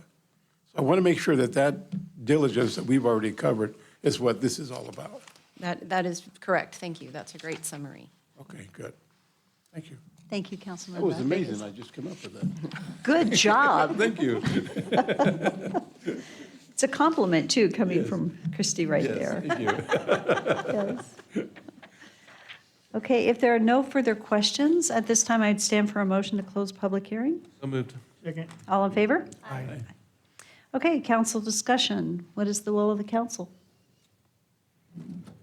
Mayor Kling, I'll make a motion to utilize option 2, which is to approve all of the items listed for us this evening, except excluding Chapter 24, 34. Do I need to move that? Or I'll just go ahead and read it. I move to approve the Napa City Code text amendment to change portions of Title II, Chapter 8, Planning and Zoning Commission, and various changes to Title 10, Planning and Zoning, except Title 10, Chapter 34, with staff findings as presented in the staff report and direct the Planning and Zoning Director and City Attorney to draft an ordinance for reading at a future City Council meeting for the City of Nampa. Is there a second? Second. It's been moved and seconded. Is there any discussion? Seeing none, roll call. Rodriguez. Yes. Brunner. Yes. Chingula. Yes. Bauer. Yes. Reynolds. Yes. Haverfield. Yes. All in favor, motion carries. Our last public hearing for the evening, and I think this is our last official business of the evening. 7:4, other than an executive session. This is a public hearing, 7:4 on the agenda. It is an action item, and this is a public hearing to consider the increases in the wastewater utility rates and the user fees and wastewater hookup fees. Jeff, thank you for joining us this evening and walking us through. Thank you, Mayor and City Council.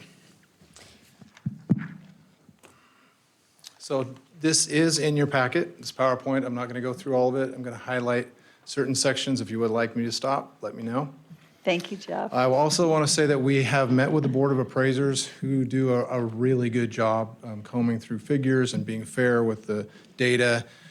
Sharon Harris is here tonight, I see, and I don't think anybody else from besides staff is here, but thank you, Sharon, for your work on the Board of Appraisers.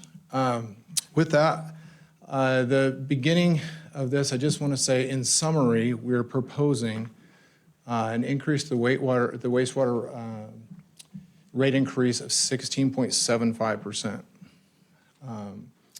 We're also proposing an FY23 sewer hookup fee increase, and then we're going to give you 3 options on what the basis is for that increase and what the Board of Appraisers recommended.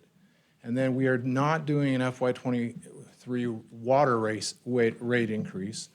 We're offsetting that with the ARPA funds, and so that is a benefit to the community. We wanted to highlight that. Also, Tom Points is online if he has questions. Heather Tafoya has done an incredible amount of work on this as our business manager, so a good team effort on this. This is our commitment to our customers, just some of the background. I do want to highlight this. We are working on minimizing costs to our customers. We're the first in the state to start an impact fee for utilities. That is going to pay benefits over the years. Strategic planning, we're trying to get ahead of things. And fair industry-approved rate making. We hired FCS to do a rate study. We're going to hire them again to go through the numbers and check our rates for moving forward. We are competing aggressively for grant funding. And I know Mark Stoyer and his group, they are experts now in the area of grant. And so if you see Lauren Locklear's sheet of grants, we are going after dollars. And we're already very successful in that. And then asset management, which is a big deal to all of us, that we're taking care of this. We're getting ahead of what maintenance needs are needed. Okay, so in summary, so Citizens approved a $165 million bond in 2018. There was 78% approval for that, and they were given an option on how to pay for that. And they committed to cash plus debt funding option. And that commits the city to 16.75% from FY19 to FY25. And then that money will be brought in to repay the $165 million state revolving fund loan. This is a comparison, and it's in there of different cities. And it's not apples and apples. We're ahead of the game in a lot of this. We're treating phosphorus. We're dealing with temperature. We're expanding our plant by a third. And so maybe some of these other cities, they haven't gone there. I know Boise's in the middle of theirs right now. We're right in the middle of construction. So when we're done with construction, we're not going to be asking for rate increases beyond that. But other cities will be. So I think we're ahead of it here, and we're still competitive with our rates. Yes. Just a quick question of clarification. What the ratepayers, what the citizens of Nampa approved was a rate increase to cover the state revolving fund loan only. Is that correct? So they were approved the 165 million, and then DEQ approved our loan subsequent to that bond vote. So the additional dollars that we're hearing, $200 million facility upgrades, this is only for the 165 million portion. Correct. And then Okay. above and beyond that, it's that cash portion. And there's other funding mechanisms that we'll get into, Councilman. Okay, thank you. And I shared this before, but this really shows that we have a $230 million planned improvement budget. But again, that includes 25 million in headworks that's not approved yet by council. We're just trying to get ahead of it because we know that's the next thing. But again, we're throwing that into the budget planning so that we're ready. The funding summary, we have residential rate increases, we have industrial rate increases, we have that DEQ loan, hookup fees, Title 16. We got a grant for Title 16 for $3 million to offset some of the costs, and then ARPA. And we are planning on using only the Title 16 money and then reallocating ARPA and the hookup fees to other needs around the city, including water and some other needs. So, Mayor, if I may, so remind us of the amount of the ARPA. Councilman, excuse me? How much has been designated from ARPA for this purpose? Originally, we designated 8 million of ARPA towards water improvements.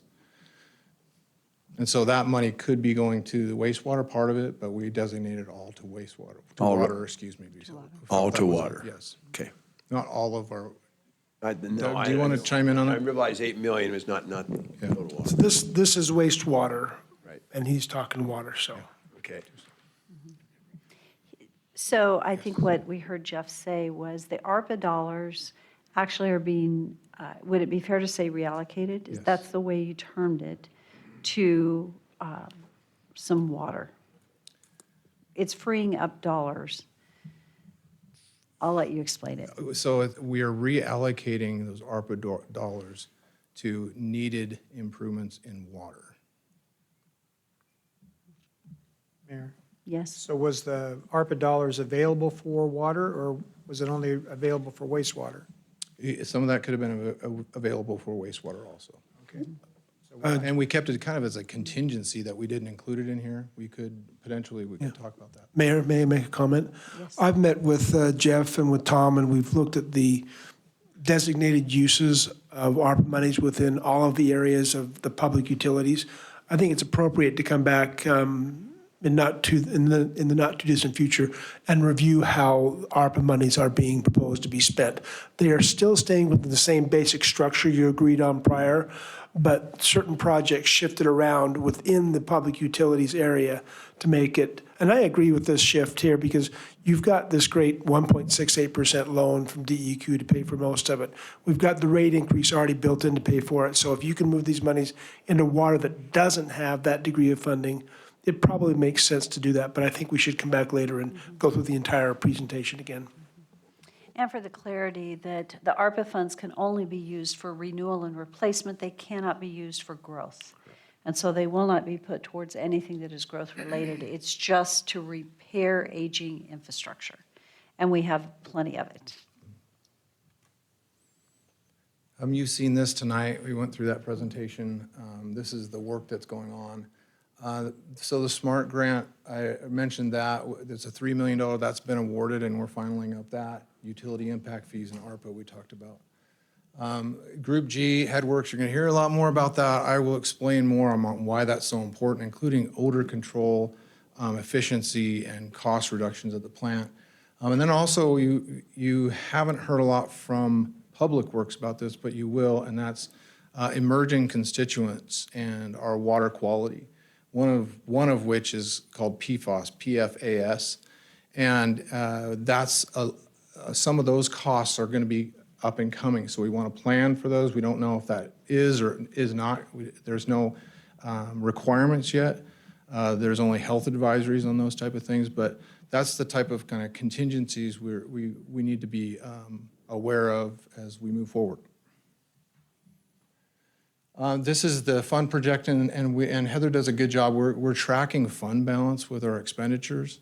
And so as we get through 25 with the 16.75% increases, those drop down and those increases reduce. And so we will continue to look at that. But the crux is we're paying for this $180 million project right now, the contract we have, up through 25, and then we'll start ongoing, including the headworks and ongoing capital beyond 2025.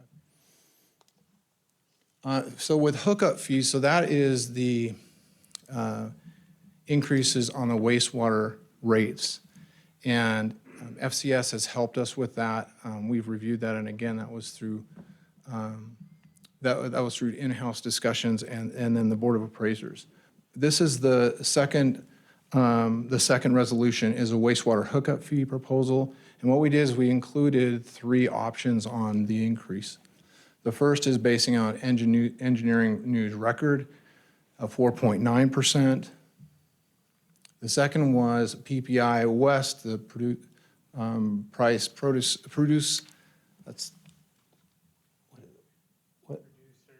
producers. Price index, we'll check on that. That's not right. And that was 11.64%. This is what the Board of Appraisers recommended. And then there was the last, which is CPI, which is 5.34%. Board of Appraisers chose 11.64% just because of the increases we're seeing in our construction costs, our materials, and our labor costs. And that, I mean, really over the last several years, we've been 15%, 20.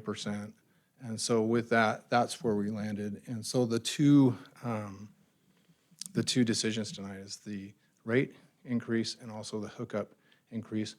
One of these 3 options for the increase on the hookup fees. Jeff, thank you so much. And just for the clarity, and maybe it doesn't need to be clarified, but the Produced Price Index, the PPI West, that is the index that, as Jeff said, more accurately reflects the actual cost increases that we're seeing here in our local market. And that's why the recommendation is to go with that, because our costs are different than in other parts of the United States. And you guys may already know that, but I thought I'd restate that. So are there any questions for Jeff? Yes, Councilman Rodriguez. Jeff, here's a question that I just go over and over and over. I put it somewhat in a mathematical equation. It didn't come out the way I wanted it to. It says the present ratepayers equals an increase of the new development ratepayers does not equal an increase in the ratepayers' balances. Seems it should be going down, but it always increases. So, I mean, does that make sense to you? Yes and no, right? Yeah. Could you rephrase it, Councilman? Okay, if we have, let's say there's 30,000 homes in Nampa. They give a revenue for the city of Nampa of $1 million. I'm just throwing it out. That's just a number I made up. But then you have 20,000 more people purchase homes. Now you have an increase in revenue. Okay. These are not adding up to me, saying now we have more that we have to come up with. It should be neutral, I think, by now, or it should be a slight increase for the city of Nampa because of the growth and development. But you're saying, no, we need more money, and that's what I don't quite see. Mayor, Councilman Rodriguez, when FCS did their study, they anticipated the growth rate of the city. That's all worked out into that study they gave us with the 16.75% increase. So they looked at the increase amount. Yeah. Mayor, if I could. Yes. There's a difference, and I think we can probably examine this a little more between what would be called a fixed cost and a variable cost. Just because you grow 20,000 people, if your fixed cost stayed the same, then the cost per unit would go down. But we're not in that type of environment. We're more of a variable cost where the number of people coming in adds incremental to the cost because we're providing more services to them. So we could go in and create an analysis and see what's the cost structure, how much is fixed and how much is variable, and then give you an idea of how much in the increase in population would cost in current cost today, but then you'd have to layer on inflation on top of that to get to where the fixed variable mix plus inflation would equal your total cost increases as you move forward. That's something we can do. I don't have it, but yeah. Yes, go ahead, Mayor. Well, actually, when you think about it, our wastewater 16.75% increase, that was identified a couple of years ago, actually in 2018. Right. So 4 years ago in 2018, when we actually were looking at what we had to increase just to cover the cost of the bond, this wastewater hookup fee, that is for new people hooking up. And so that isn't affecting our existing residents. It's only new industry coming in and new hookups. And this is where, when we say growth needs to fund growth, this is where it's funding growth, is by increasing our hookup fees. So it does not impact, this does not impact our current residents, unless a current resident is starting a new restaurant or doing something new, then it would impact them. But this is for growth. Well, see, and then that was the other part of that, Mayor, is that you're increasing the wastewater hookup fee proposal now, which I have no problem with, by the way. But now we have another increase already on top of another increase over the last 4 years. So are we using that for development, or are we stabilizing our sewer to the point that we can get it up to par here, or are we always behind the 8 ball here? I'm trying to understand, though, an increase on top of an increase, because actually the financial projections did have the increase of 16.75% every Right. year on top, just to cover the expansion. Yeah. And again, the hookup fees, that is an increase over a prior increase, but it is, again, it's for new growth. Right. And it's just having growth fund growth. But is there a different answer? Mayor, that 16.75 was part of that original plan in 2018. And so it's 6 of those 16.75, and then we drop off. Right. And that funds the crux of that funds the project that's under Yeah, construction. well, I realize we're still following the proposal that we had back in 2017, actually, not 18 and 19. Mayor. So we should be okay, but I'm just concerned. Councilman Haverfield? So is there a metric for comparing expansive growth versus infill?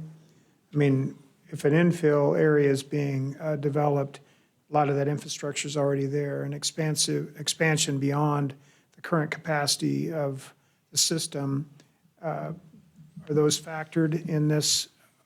Is it distinct that we need to kind of look at that, or is it without merit as far as, was this already considered as far as the expansive growth that we're seeing? Do you want to take a run at that, Daniel? Sorry.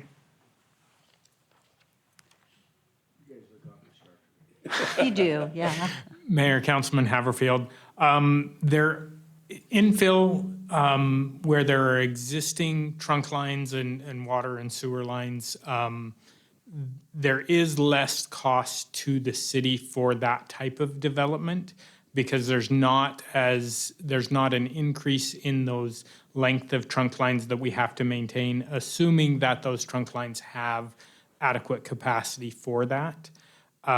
That's not something that's specifically called out in different connection fees. It is the connection fees are calculated as one connection fee for all connections. I don't believe that it may be possible whether or not that's there's enough change in value there to make it worthwhile, or whether or not the Supreme Court cases regarding the connection fees would allow that. That I'm not sure. And I'm not asking for a different rate for infill versus expansion. I'm just asking, they're the same. If a project's being developed, say, as an enclave parcel in the city limits, the cost to the developer is maybe not as much. The city's going to have to extend systems outside in expansive growth. So it seems like there would be more cost associated with that development versus something that's an infill. Mayor, Councilman Haverfield, that is correct. There are more costs to the city's maintenance of those facilities because they are adding more facilities. But from the treatment plant side of things, that the amount of sewer they send us is no different between the two. So it really just comes down to the collection system and then the maintenance costs and ultimate long-term replacement costs of those. Thank you. Thank you. Are there any other questions for Jeff before we move into public hearing? Yes, Doug? Jeff, just one question. Impact fees are used only for new growth. Are hookup fees more flexible, or can you use them only for growth? I can answer that question, Doug. Sorry, this is Tom. I'm listening online. So it seems like there's a little bit of confusion about a hookup fee and impact fee. Impact fee is for growth, for new facilities. Hookup fee, per the Supreme Court case, cannot be used for new growth. So basically, the hookup fee is buying into the existing capacity that we have today. So we have capacity in our plant, we have capacity in our pipes, and when somebody hooks in, regardless of its being infill or not infill, it's the same fee because they're buying into that capacity of the entire system. Thanks. I was confused. I wasn't sure which was which. I wanted to make sure I had it right in my own head. That's what I've been talking about. Tom, thank you. That was Tom Points, our Director of Public Works, or Senior Director of Public Works, online at Teams, so. You can go back to sleep, Tom. Yeah, he's listening well, yeah. That's great. Are there any further questions for Jeff or Tom at this point? Mayor, really Yes. quick, I do. Is there any way that we can change the hookup fee to be a larger amount so that we can take some of those fees off of the existing citizens to make that growth fund it a little bit more? I think we would have to, Councilman Jangula, we would have to base that upon something, I would believe, and I maybe legal. I don't know that we would be allowed to do that because as Tom just shared, and Tom, maybe you can answer this, or Todd, the hookup fee, it is, there's court cases that define what you can do with those funds, and it's very dedicated. I don't believe we're allowed to, but Todd, would you like to answer it, or Tom? Yeah, I'll take that one, Mayor. So hookup fee is completely defined by the Supreme Court case. So it's the buying into the existing system. So our formula is really set on that one. But if we want to collect more for growth, what we could do is increase an impact fee. And what would that would make that happen is you just add more projects to your CIP list.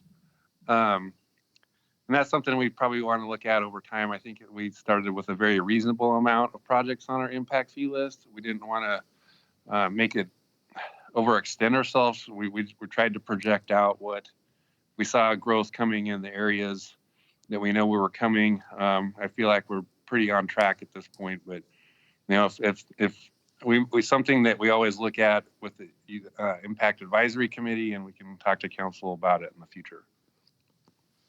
Again, as he mentioned, impact fees, hookup fees are very specific, and they're guided by whether it be state statute or a Supreme Court case. Todd, if you'd like to weigh in, but there is not flexibility in that. I think Tom stated it pretty well. Yes, the Supreme Court says there's a formula based on maintaining that capacity. So it is that we can't really make policy decisions based on that. The Supreme Court says, here's your formula. But there is a way we can get more impact fees, charge more, or no? But that goes to, impact fees are very dedicated to new growth. So the current wastewater treatment plant, there is an element of growth in there, and I believe that that's already factored in. Tom, would you like to speak to that? Yeah, so at the waste, we did add $18 million that was growth related to the impact fee, and that's something that we're collecting on today. So that when Jeff's talking about all the financing, he's being very conservative about the impact fees, because it's a little uncertain on if we're going to continue to grow at the rate that we are. So, but yes, we did put it in the formula, but again, the growth has to happen for us to be able to collect the money. Tom, thank you for that. And I will just it's a little bit of a sidebar, but impact fees, right? The rate of funding is based on the rate of growth. And when it comes to, for example, single family, those permits have essentially dried up. We have had significant growth over the last couple of years. Right now, we are not seeing the growth come in. And so our impact fee collection is going to be substantially different if we don't see the growth. And that has just from a year ago to this October, and October to this first week of November, there's a significant change. So it is what it is. Yeah, we can talk more about it. Patrick and I talked a little bit today on the growth factor. We'll be limited on what we can do because I think Patrick indicated to me for the first time in 10 years today that he has no new applications in the queue. First time in 10 years. Significant change. Are there any further questions at this time for Jeff? Okay, seeing none. Jeff, thank you. Thank you. This is a public hearing, and I would like to open up. We do not have anyone that is signed up, but is there anyone here that would like to testify? Hubert, thank you. And Sharon, I am looking at you, and so maybe if you would like to say something after Hubert, no pressure or anything. Hubert, thank you for coming this evening, and thank you for your willingness to make comment. Thank you, Mayor. My name is Hubert Osborne. Lost my voice somewhere. I reside with my wife at 4199 East Switzer Way. And I would just like to compliment the Board of Appraisers and Tom and his staff who have guided this. The 16% increase in sewer fees, that was voted on. I can't say anything about that. I don't like paying it, but I can beat it by using less water. So simple as that. For the hookup fees, that was put in several years ago for indexing, and I think it has worked very well. It's not the same every year. Inflation is not the same. Maybe we'll have a depression, but I think it reflects the actual expense. And I would just like to see the council continue indexing, and that has been put into our impact fee ordinance too. So thank you. Hubert, thank you so much for your diligence and for your willingness to be here this evening. Thank you. Mayor, Sharon? Could I ask Hubert a question? Yes. Yeah, I'm sorry, but I was out when you spoke about the increase in wastewater fees. Could you please repeat that? I can't argue against it. By an 80% vote, I think the citizens of Nampa voted in favor of it. Now, granted, we were under considerable pressure by the IDEQ, but that loan has to be paid back some way. Okay. So Mayor, he can teach some of the other citizens how you save water. How many rocks do you have in your toilet? I've got rocks in every one of my toilets. How many? My flushes are frequent, but there's not very much water goes down the drain. I learned that several years ago, so he can teach us all. Okay. Thank you, Hubert. Sharon, thank you for going ahead and give us your name and address, and thank you for your willingness to speak. Good evening, Mayor and council members. I am Sharon Harris, 1612 South Miller Way, Nampa, Idaho. And, you know, I think, I just appreciate the way this council and mayor really want citizens to be involved in the city. And I have just felt for some reason, compelled to be involved in different areas of the city. The Board of Appraisers, I agree with Hubert, we do have an outstanding team.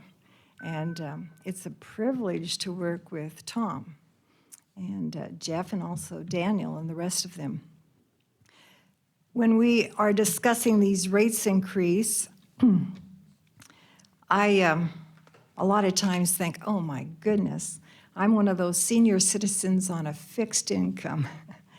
And so we do have great discussion during our meetings, and when we present something, it is because we have thought about it, we've asked questions, and we look for the future of Nampa. We're not looking at just today, but what is going to be affecting our decisions, affecting Nampa, down the road. And so with this increase, I think what Hubert has said, as citizens, we voted for this.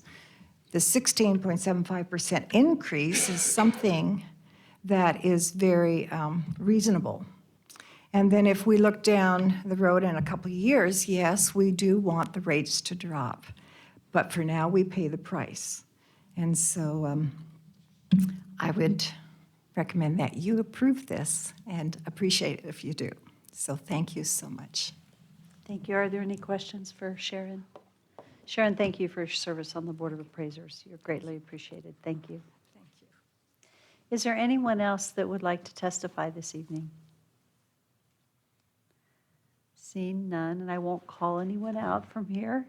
So seeing none, do we have any further questions for staff regarding the fee increase? Seeing none, I would stand for a motion to close public hearing. So moved. All in favor? Aye. What is the will of the council? Mayor, oh, sorry, go ahead. Ladies first. Thanks. So what happens if we don't do the increase? Because this is factored in to pay off this loan, right? This 16.75 increment for X amount of years, and then it drops. But what happens if we don't approve that? I guess I'm just confused why it's up for approval if it's already factored into the paying back this loan. The reason it's voted on each year is because the council cannot, the last council, which we haven't had a change, but we do have an election, Todd, correct me if I'm wrong, we cannot commit to a future council. We know that when this bond was passed, this is what it takes to meet our obligations, to pay back that bond. But the last council cannot commit what this council does. And so it takes the vote of this council each year, and in the future years, if the council membership changes, to vote to approve. But we do know that if we don't keep consistent with what we actually forecasted, that we would not be able to meet our bond obligations, because the research was done up front that the bond obligation required a 16.75% increase. So if we don't increase it this year, then what happens? Do we get dinged? Do we pay more That means- on the other end? Like, how does that, are we paying more in the long run? Mayor? For interest? Doug, thank you. It has two impacts. If you don't not approving the increase this year would first limit the amount of funds we have to complete the build, and secondarily, it would limit the funds we have to operate it once open, because the rate increases impact both aspects.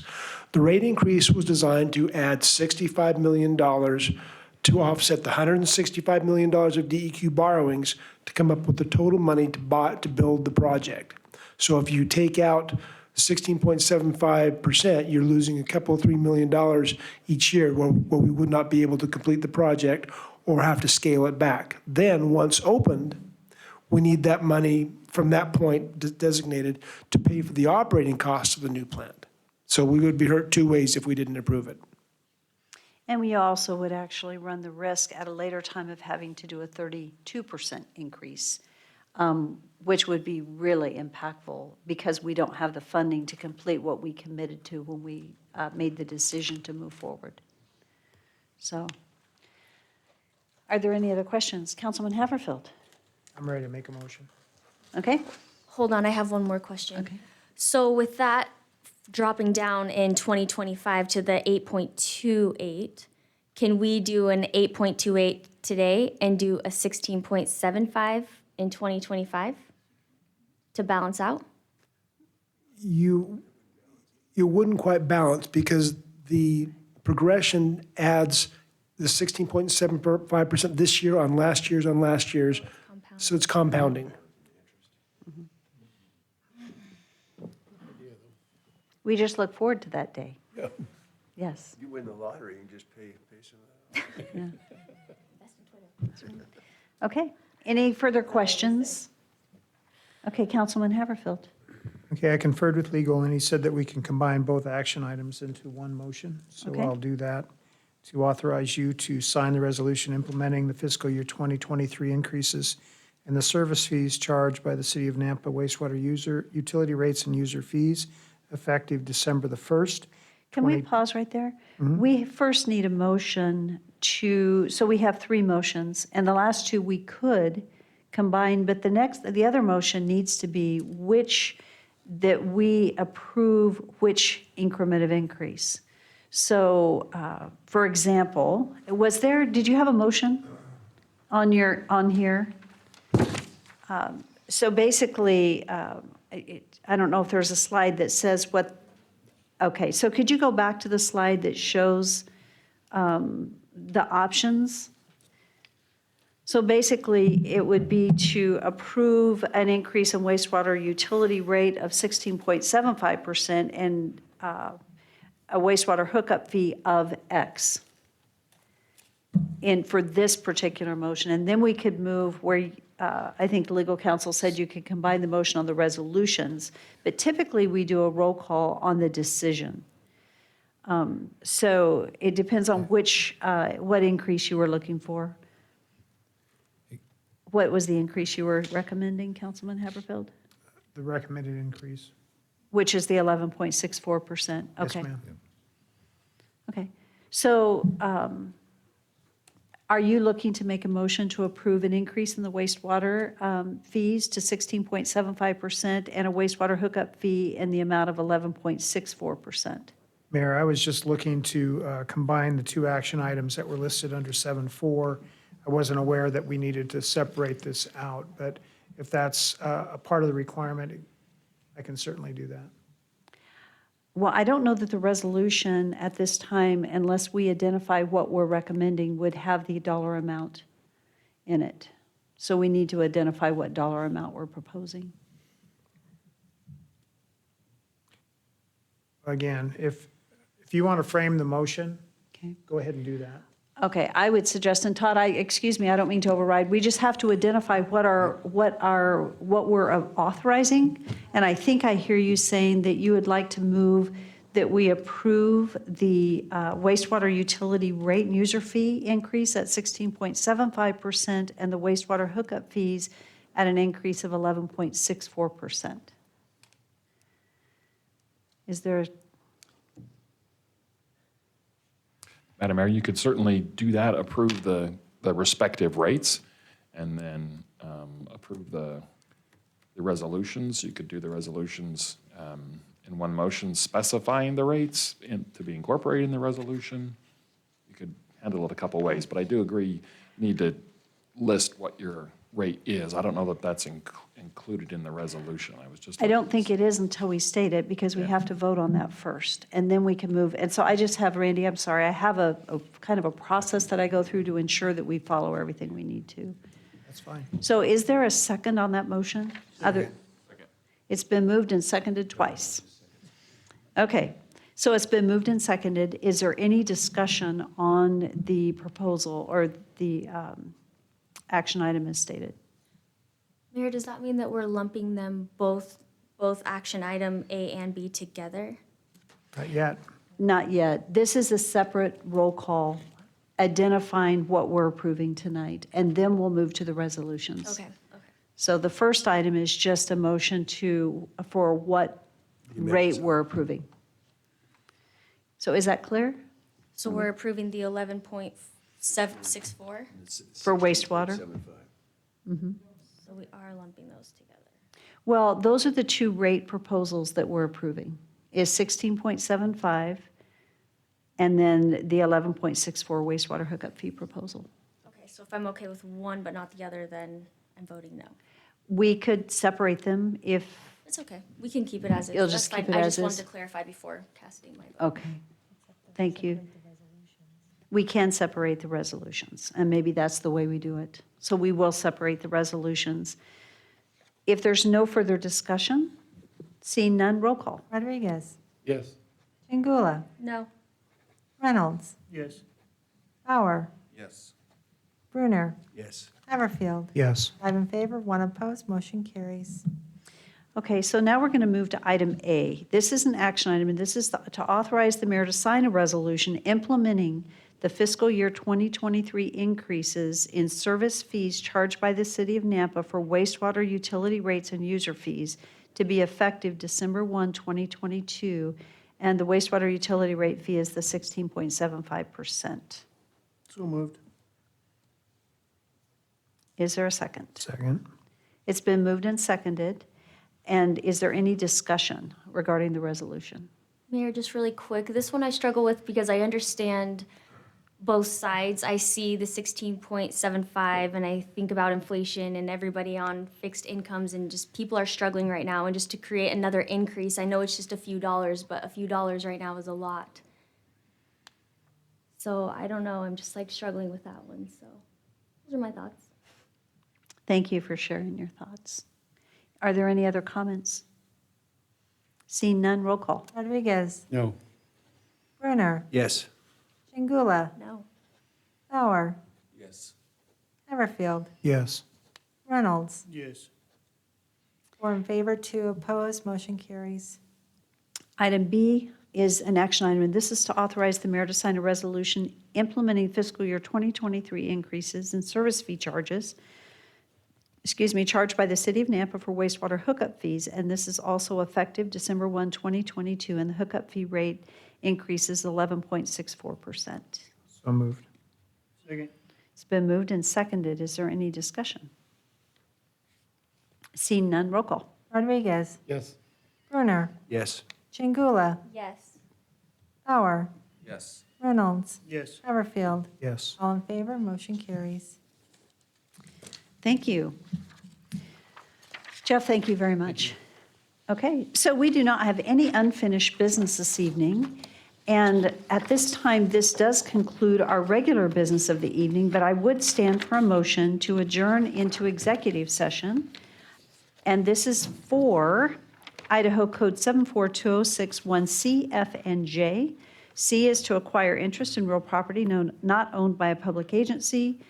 F is to communicate with legal counsel for the public agency to discuss legal ramifications of or legal options for pending litigation controversies not yet being litigated, but imminently likely. And J is to consider labor contract matters authorized under Section 74206A1A and B of Idaho Code. So moved. Second. It's been moved and seconded to adjourn into executive session based on the Idaho Code just read. Is there any discussion? Roll call. Rodriguez. Yes. Brunner, Yes. Chingula, Yes. Bauer, Yes. Everfield, Yes. Reynolds. Yes. All in favor, motion carries.